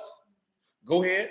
And that which is to be have already been. And that which is to be has already been. That's how you say, I'm which is, and which was, and which is what? To come. What's the last part he said? And Elohim require that which is past. And Elohim require that which is past. You see how he can say that? Because you can see what's, because I was talking to Crystal and Misha about this, and sometimes, and maybe y'all don't know this, because they said they weren't aware of this. You know how many people may not even be aware that David was a prophet? You know how many people ain't aware that Solomon was a prophet? And if they were prophets, guess what that means? The testimony of Yahusha is the Ruach of prophecy. So that means, now, of course, some of y'all remember because you were here. Remember when we went through well, we didn't get through all the book of Psalms, because clearly that's a lot of Psalms to go through. You know what I'm talking about? And we did it with the book of Proverbs also. And we've done it with most of Ecclesiastes. And we've done it with Songs of Solomon also, that the testimony of Yahusha was in these men's writings. So we read this stuff and you don't realize that this man is showing you how he set eternity in your heart because he put the word there. How do we know he put the word there? Because the word is not under the ground that you can't get to it, nor is it in heaven that you can't get to it, but it's in your heart and in your mouth that you might do it. That's how he set the world or eternity in your heart, because he put the word there. You know what I'm talking about? The thing is you didn't like to retain Elohim in your knowledge, so he gave you over to a reprobate mind to do those things that are not convenient. You know what I'm talking about? And then you get rejected. Let me continue. I, Yachanan, whom also am your brother, companion in the tribulation and the Malkuth and patience of Yahushua HaMashiach, was in the isle that is called Patmos for the word of Elohim and for the testimony of Yahushua HaMashiach. I was in the Ruach on the Master's day and heard behind me a great voice, as of a trumpet, saying, I am the Aleph and the Tav, the first and the last, which you see right in the book. Send unto the 7 synagogues which are in Asia, under Ephesus, under Smyrna, Pergamos, Thyatira, Sardis, Philadelphia, and Laodicea. Now, we mentioned what he said, that I am he which is, which was, and is to come. I'm going to read you verse 17. This man said, and when I saw him, I fell at his feet as dead. He said, laid his right hand upon me, saying unto me, fear not, I am the first and the last. I am he that lived and was dead, and behold, I'm alive forevermore. Amen. And I have the keys of hell and death. You see how that line up again with Ecclesiastes 3? You see how that line up with he which is, which was, and which is to come? Because I was him that was at the beginning. I am him that is, as I was manifested in the flesh. You know what I'm talking about? Great is the mystery of godliness, for Elohim was manifested in the flesh, justified in the Ruach, seen in Malachim, and received up to Shamahim, and I am him to come. Because when I come, I'm going to set everything in order. I'm going to set everything in order. See, and this is why I'm focusing on this here, because you know, every time we mention this one here, I have to look at the end verse, which is Revelation 17:8. The beast that you saw was and is not, and shall ascend out of the bottomless pit and go into perdition. And they that dwell on the earth shall wonder, whose names are not written in the book of life from the foundation of the world, when they behold the beast that was and is not and yet is. You know what I'm talking about? Because he wants to be Elohim, but he's not. A lot of people gonna fall for that. A lot of people gonna fall for that. But see, a lot of people think, oh, this nigga just talking. We got to do this here. It don't make me no never mind, bro. Because as long as my soul saved, and the men and women who on here who want their soul to be saved, I really don't care what nobody got to say. Because I only got one mission, and that's for my name to be written in the Lamb's Book of Life, and for anybody who can hear what we preach, for their name to be written in the Lamb's Book of Life. I really don't care about nothing else. I don't really care about nothing else. What is there to care about?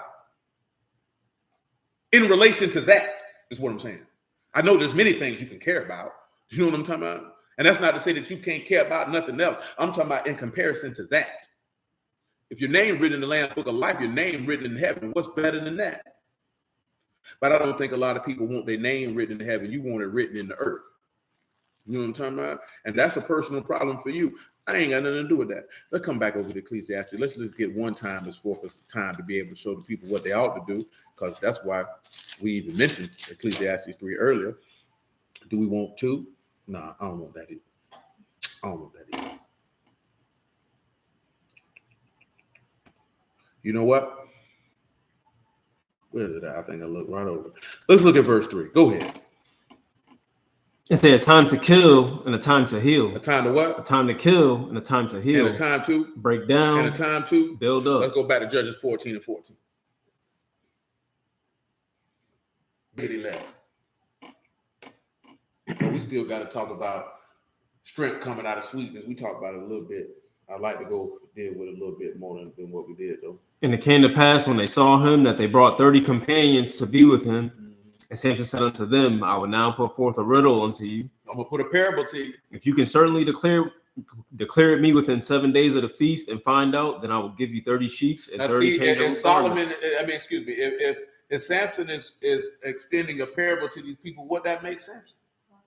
That make him a prophet. So he was a prophet, a Nazarite, and a judge. That's what he was. See, this is what people don't understand. A judge is not a prophet, but a prophet can be a judge. You know what I'm talking about? A judge is not a priest, but a priest can be a judge. You know what I'm saying? A judge is not a teacher, but a teacher can be a judge. This is what people don't understand. This is what they make the mistake at when they look at Deborah. Because you don't know according to the law what a judge does. You know how many people I say judges do teach the word and they have to show them out the law. That's not what they do. Judges judge controversies, or they are deliverers of the people. Because that's what he said in the book of Judges. I raised up judges to deliver them out of these people's hands. Matter of fact, let's get the definition of judge when it comes to that. Let's go over here to Judges chapter 1. Let's do that. Let me see what we want. That's the book of Joshua. I don't want that.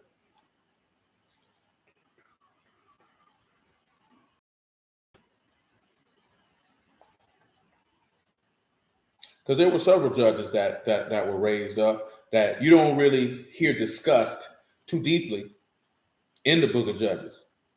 You know what I'm talking about? As in comparison with others. Let's see, here it is right here, man. Judges chapter 2.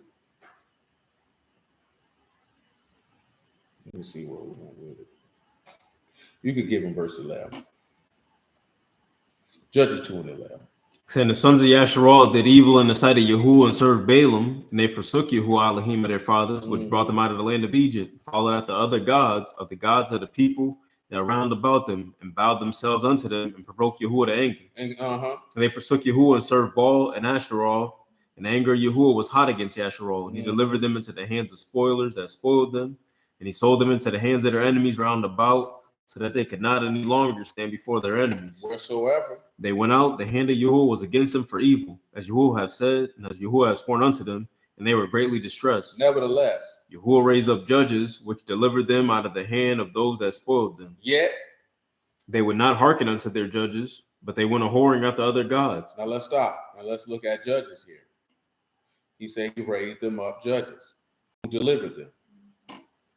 So when you look at judges, what do you have? Shaphat. Shaphat. And what is that? To judge, to govern, to vindicate, to punish, to act as a lawgiver or a judge or a governor, to rule, to govern, to judge, to decide a controversy, to execute judgment, condemning and punishing, to enter into controversy, plead. See, and when you look at each judge, so notice this is how you know that they come in to vindicate or to punish the people, because of course they got Yashar to be saved or delivered. See, a judge, this is the thing, right? Judges actually render decisions or they bring punishment. Now, you see, what it said to act as a lawgiver. Everybody who's a judge ain't a lawgiver. See, Moses was a judge, and the law. See, this is the thing you got to understand. You only got two lawgivers. You got Moses and Yahuwah. How do we know this? I just gotta make it plain for people who may not know. Just because somebody preaching a word, that does not mean you are a lawgiver. There's a different word for lawgiver, and this is why you got to know and understand your law. And people can't just tell you anything. But because we don't learn the law for the purpose of knowing who our Elohim is, this is why this is a problem. This is Genesis 49:8. Yehuda, you, whom your brethren shall praise, your hand in the neck of your enemies, your father's children shall bow down before you. See, that's how you know see, everybody follow the American blacks. Bad teaching. Because he said this is what Jacob said would befall his sons in the last day. Well, guess what Jacob was? A prophet. Because Yahuwah appeared to him in a vision, in a dream. You don't know? Go read Genesis chapter 28. See, if you know that Jacob was a prophet, then you would observe Genesis 49 differently instead of trying to use that to assign that to a group of black people who got dropped off on a boat. So then you would know that, yes, Yahuwah is whom your brethren should praise. That's why when he said all hail, they praised him. This is why when you know he'll be in the neck of your enemies, because guess what? His enemies had him. And who bowed down to him? He said, your father's children bowed down to you. Is that not what Joseph had in his dream? Is that not what the apostles did? Again, when I mentioned when he said all hail, is that not what Isaac blessed Jacob with? Come on, man. And these people talking about, you ain't supposed to worship him. You don't know your law. You stupid on purpose. You know why you stupid on purpose? Because you weren't searching the text for the righteousness of Elohim. You were searching the text to debate, for strife and contention. That don't work the righteousness of Elohim. That worked the controversy of man. We care not for that. Now, Yehuda, a lion's whelp. From the prey, my son, you are gone up. He stooped down. He couched as a lion, as an old lion. Who shall rouse him up? And then what do we just read? Which is, which was, and which is to come. And who rose him? His father rose him from the dead. You didn't wake him.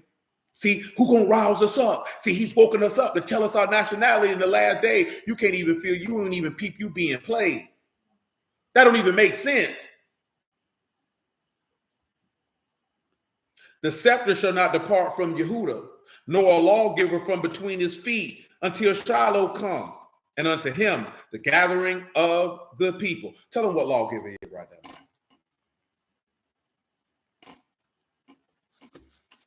That's called cock. That's to cut out, a decree, to inscribe, to set, to engrave, to portray, to govern. To govern. A lawgiver. A lawgiver. A governor. A governor. So that would be your rule. That's why he said the scribes and Pharisees sit in who? Moses' seat, because they're supposed to be the governor or the AKA the lawgiver. But you can't be the lawgiver if the law had already been given. Who did he give the law to? He gave it to Moses. Now let's look at the other one. Isaiah 33:22. We talked about it the other day. Read it to him again.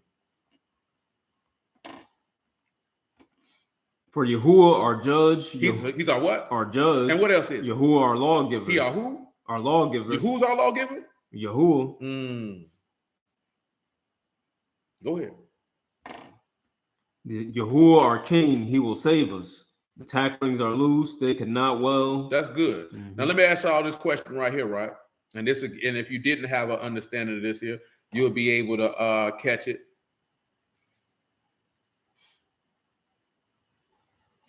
From what we talked about the other day. Well, no, we didn't talk about it the other day. What's in Hebrews? It said a lawgiver won't depart from whose feet? From Yehuda, right? Now, when has anybody from Judah ever been a lawgiver? Who the law said get a law? Levi. So how is Yehuda the lawgiver? That's where you come in that Hebrews 7. Let's just look at it. See, sometimes, like I told y'all before, and I know, and I try to say it as often, and I always reference my muffin when I say this. When Lil Muffin decided that she said, you know what, I want to get down with what you doing. And I told you this before. I was never concerned about pressing or pushing my little sister to be in the word, because I was cognizant of one simple fact, that little girl looked up to me from the day that she was able to recognize who I was. You know what I'm talking about? And that she had did a lot of things to try to model herself after me. So I knew full well that if I actually lived the word and kept it, that she would do it also. You know what I'm talking about? See, that's another thing that a lot of people get caught up on. You so worried about telling somebody instead of just living it and let that be what's wrong. Because you don't have the skill to administer the word. So how about you administer the word with your lifestyle and let that be the draw? But you don't want to do that, because that means you have to be about what you talk about, and you would rather just run your mouth. Because you don't understand. Look here, you don't understand that the people who around you, they watching you. They looking to see what benefit you getting from what it is that you're doing. When they see the tangible benefits of the righteousness of Yahuwah, the fruits of Elohim coming out of you, that's what's going to impress them. Not how much word and doctrine and, oh, look at this stuff they going on in the world. Them people don't give a damn about that. Let me tell y'all something, man, if you don't realize something. Nigga, it's rough out here. It's rough out here right now, man. It ain't no money out here like that. It's money out here, but it ain't out here like that. Man, it's ugly out here, man. People concerned about how they gonna live to see tomorrow. They ain't trying to hear that junk you talking about these damn celebrities, man. They don't care. They don't care about they selling lab-made food. Nigga, I just want some food. You think these people give a damn about that? That's how I know you niggas disconnected from reality, man.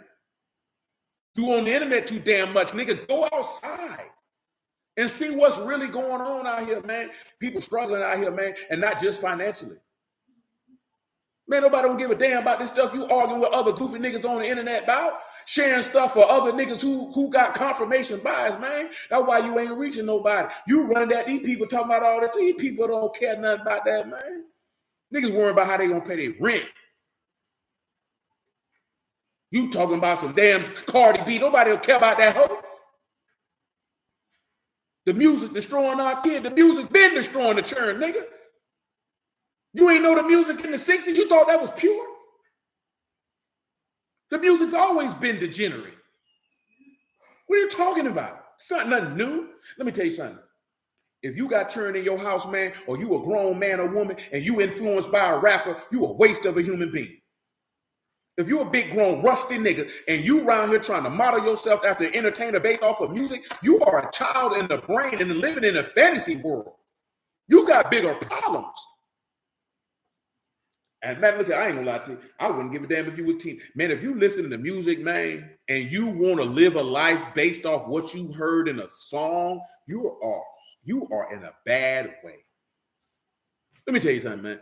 I had a conversation with some people about this here, right?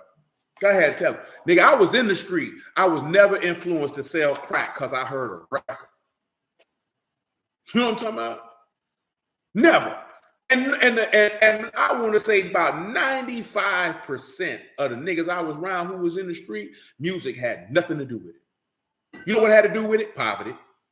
You know what I'm saying? Or the influence of the people who they grew up around.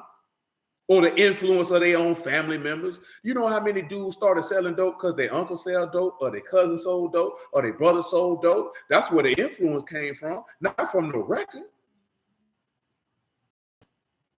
You know what I'm talking about? They be like slut rap programming the children. Your daughter's a slut. Your mama a slut. Your daughter's not a slut because of Sukiyana.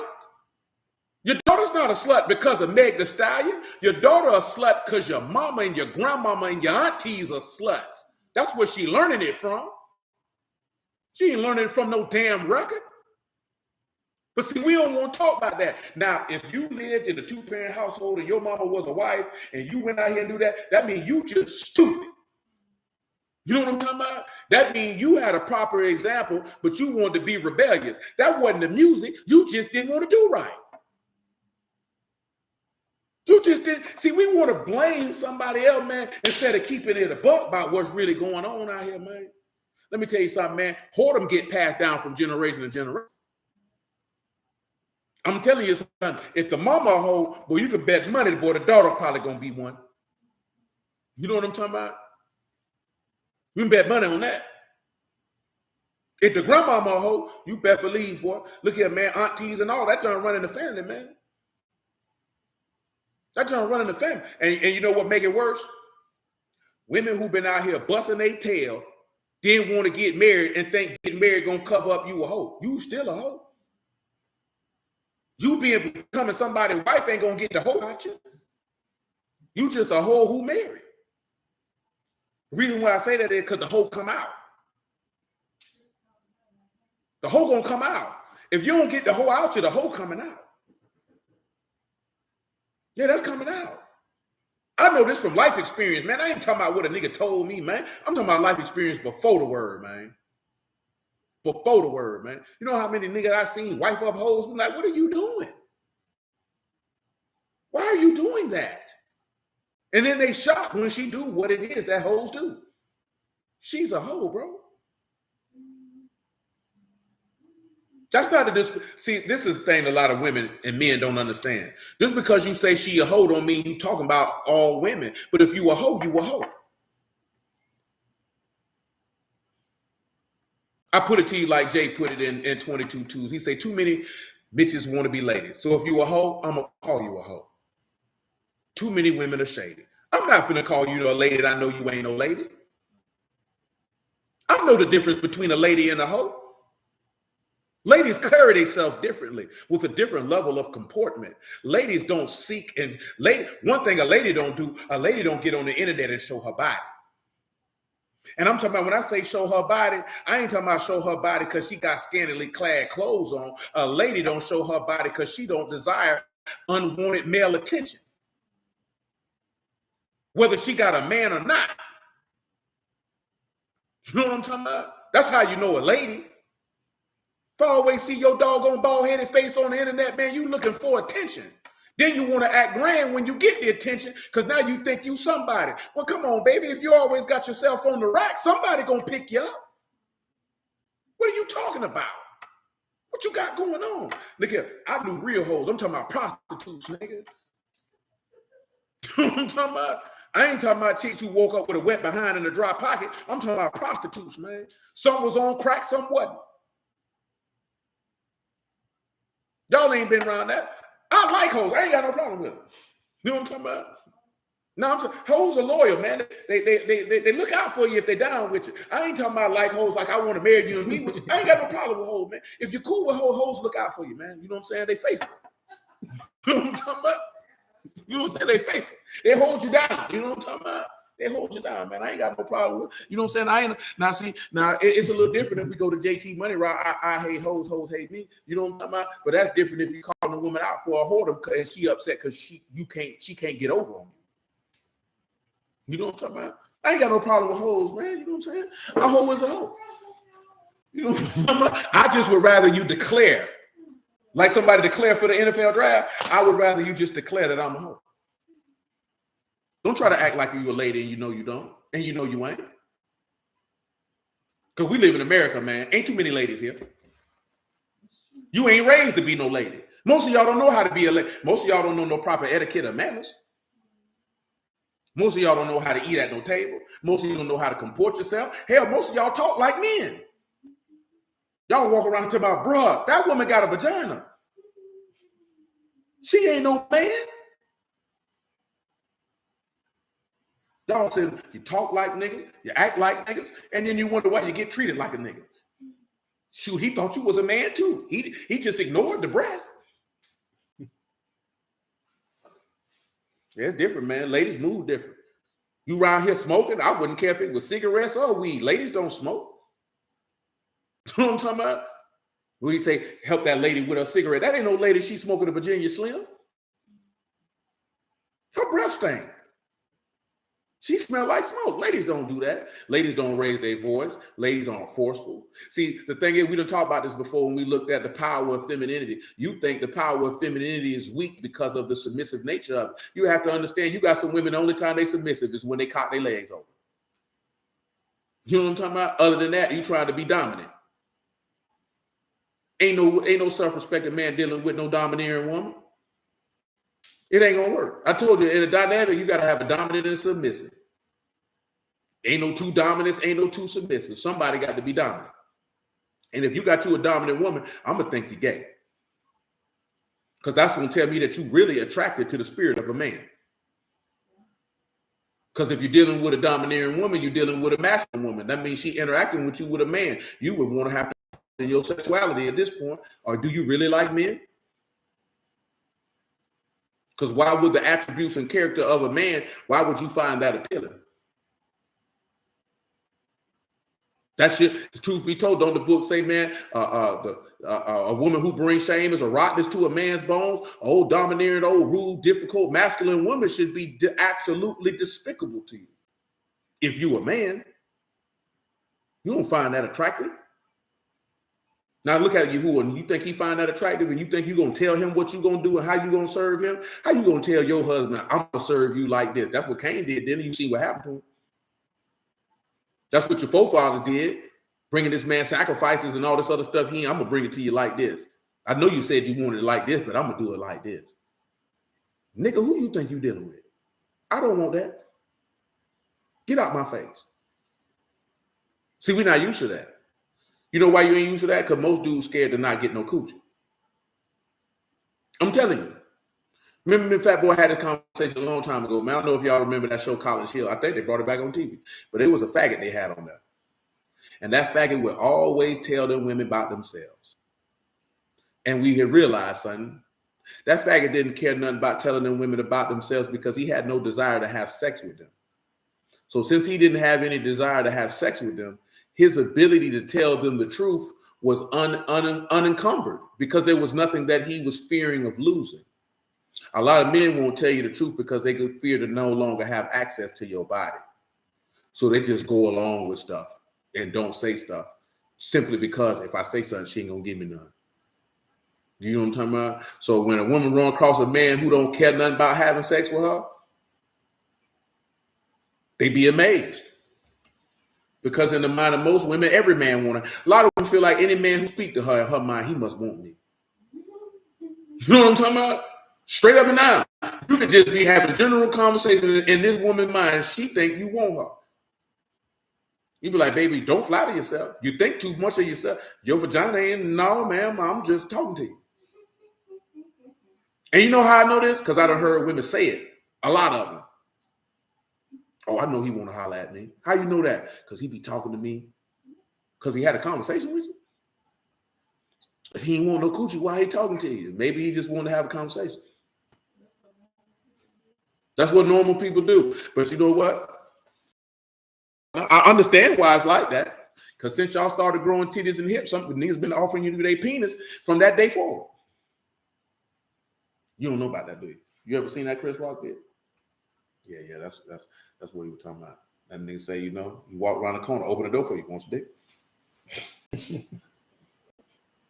But I already know that. You know what I'm saying? Because you know what? Because you know, a lot of people say they observe it, but do you really observe what's going on around you? Because, like I said, most women, they know it, or they know it, or they be oblivious to it. Yeah, man. Since you probably been 13, 14 years old, yeah, the vast majority of men that you done came across, they was offering you their penis. That's why you believe in your mind that this nigga he want to have sex with me. Some dudes will have a conversation with you and don't think about you no more after that. Because if he wanted you, then he would have tried to get at you. But some women, especially with the internet, some women think a nigga having a conversation on the internet. He trying to talk to me. He thirsty. Come on, baby. You think too highly of yourself. Because you ain't no virgin. Ain't nobody that pressed. Not on the internet. You that pressed on the internet? But I guess niggas is nasty. I done seen a few DMs of chicks done showed me niggas is nasty. I never understood why dudes send their bare penis on the internet. Come on, bro. At least have a phone number and do that. You're doing that on Messenger?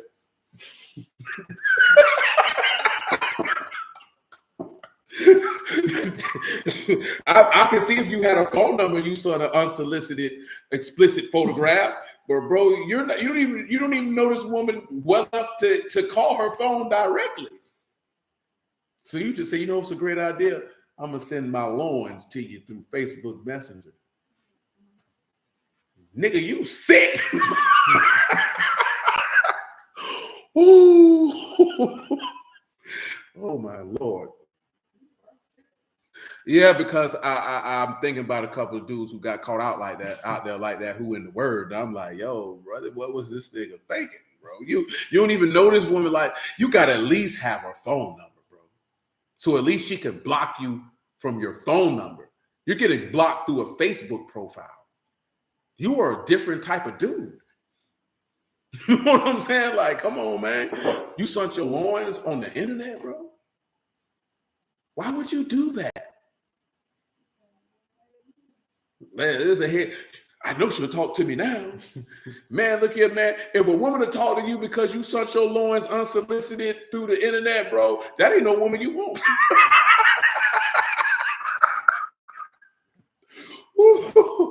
Oh, boy, that ain't no woman you want, boy, I promise you. And she be like, I like what I see. I'm gonna talk to him, bro. She was moved through an unsolicited penis pic, bro. You don't even know this woman.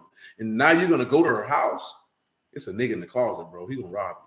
I'm talking about, come on, man. Where you at? You said Hebrews 7. Yeah, give me 7 and 14. For evident that our master sprang out of Yehuda, of which tribe Moses spake nothing concerning priesthood, and it is yet far more evident, for that after the similitude of Melchizedek, there arise another priest, who is made not after the law of a carnal commandment. So if he a priest after the order of Melchizedek, that would mean he would be a lawgiver, now wouldn't he? Your law don't speak about that, but we just overlook that because we're not comparing spiritual things with spiritual. And that's what's really giving us a hindrance of getting a proper understanding of the will, righteousness, and salvation of Yahuwah. Now, I was going to pick a time to kill, but it's midnight, so I'm going to stop. So a time to kill, right? Of course, you know, out of Eder come forth meat. So, of course, with Mashiach, and we'll detail it out, y'all willing, on tomorrow. When he said, you know, and the flesh that I give, the bread that I give is my flesh, which I give for the life of the world.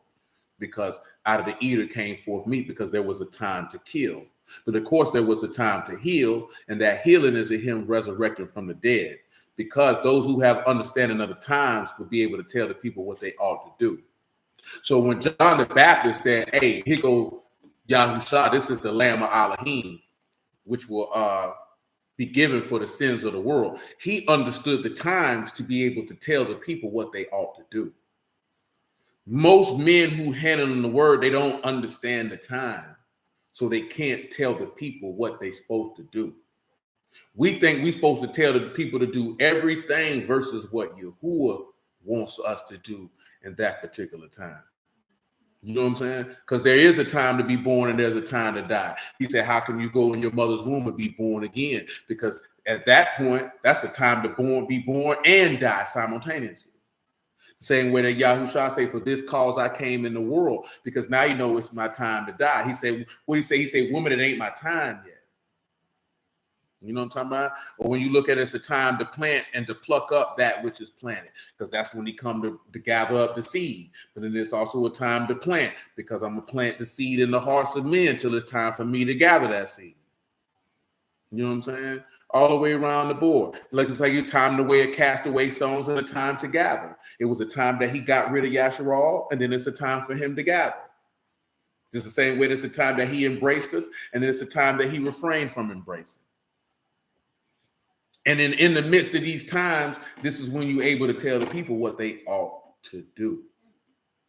But if you don't know the time, the only way you can have an understanding of the time is what? Proverbs 23 and 23. Buy the truth and sell it not. Also wisdom, instruction, and understanding. You need to acquire and possess the amah, get the chastisement so that you can have the skill and insight.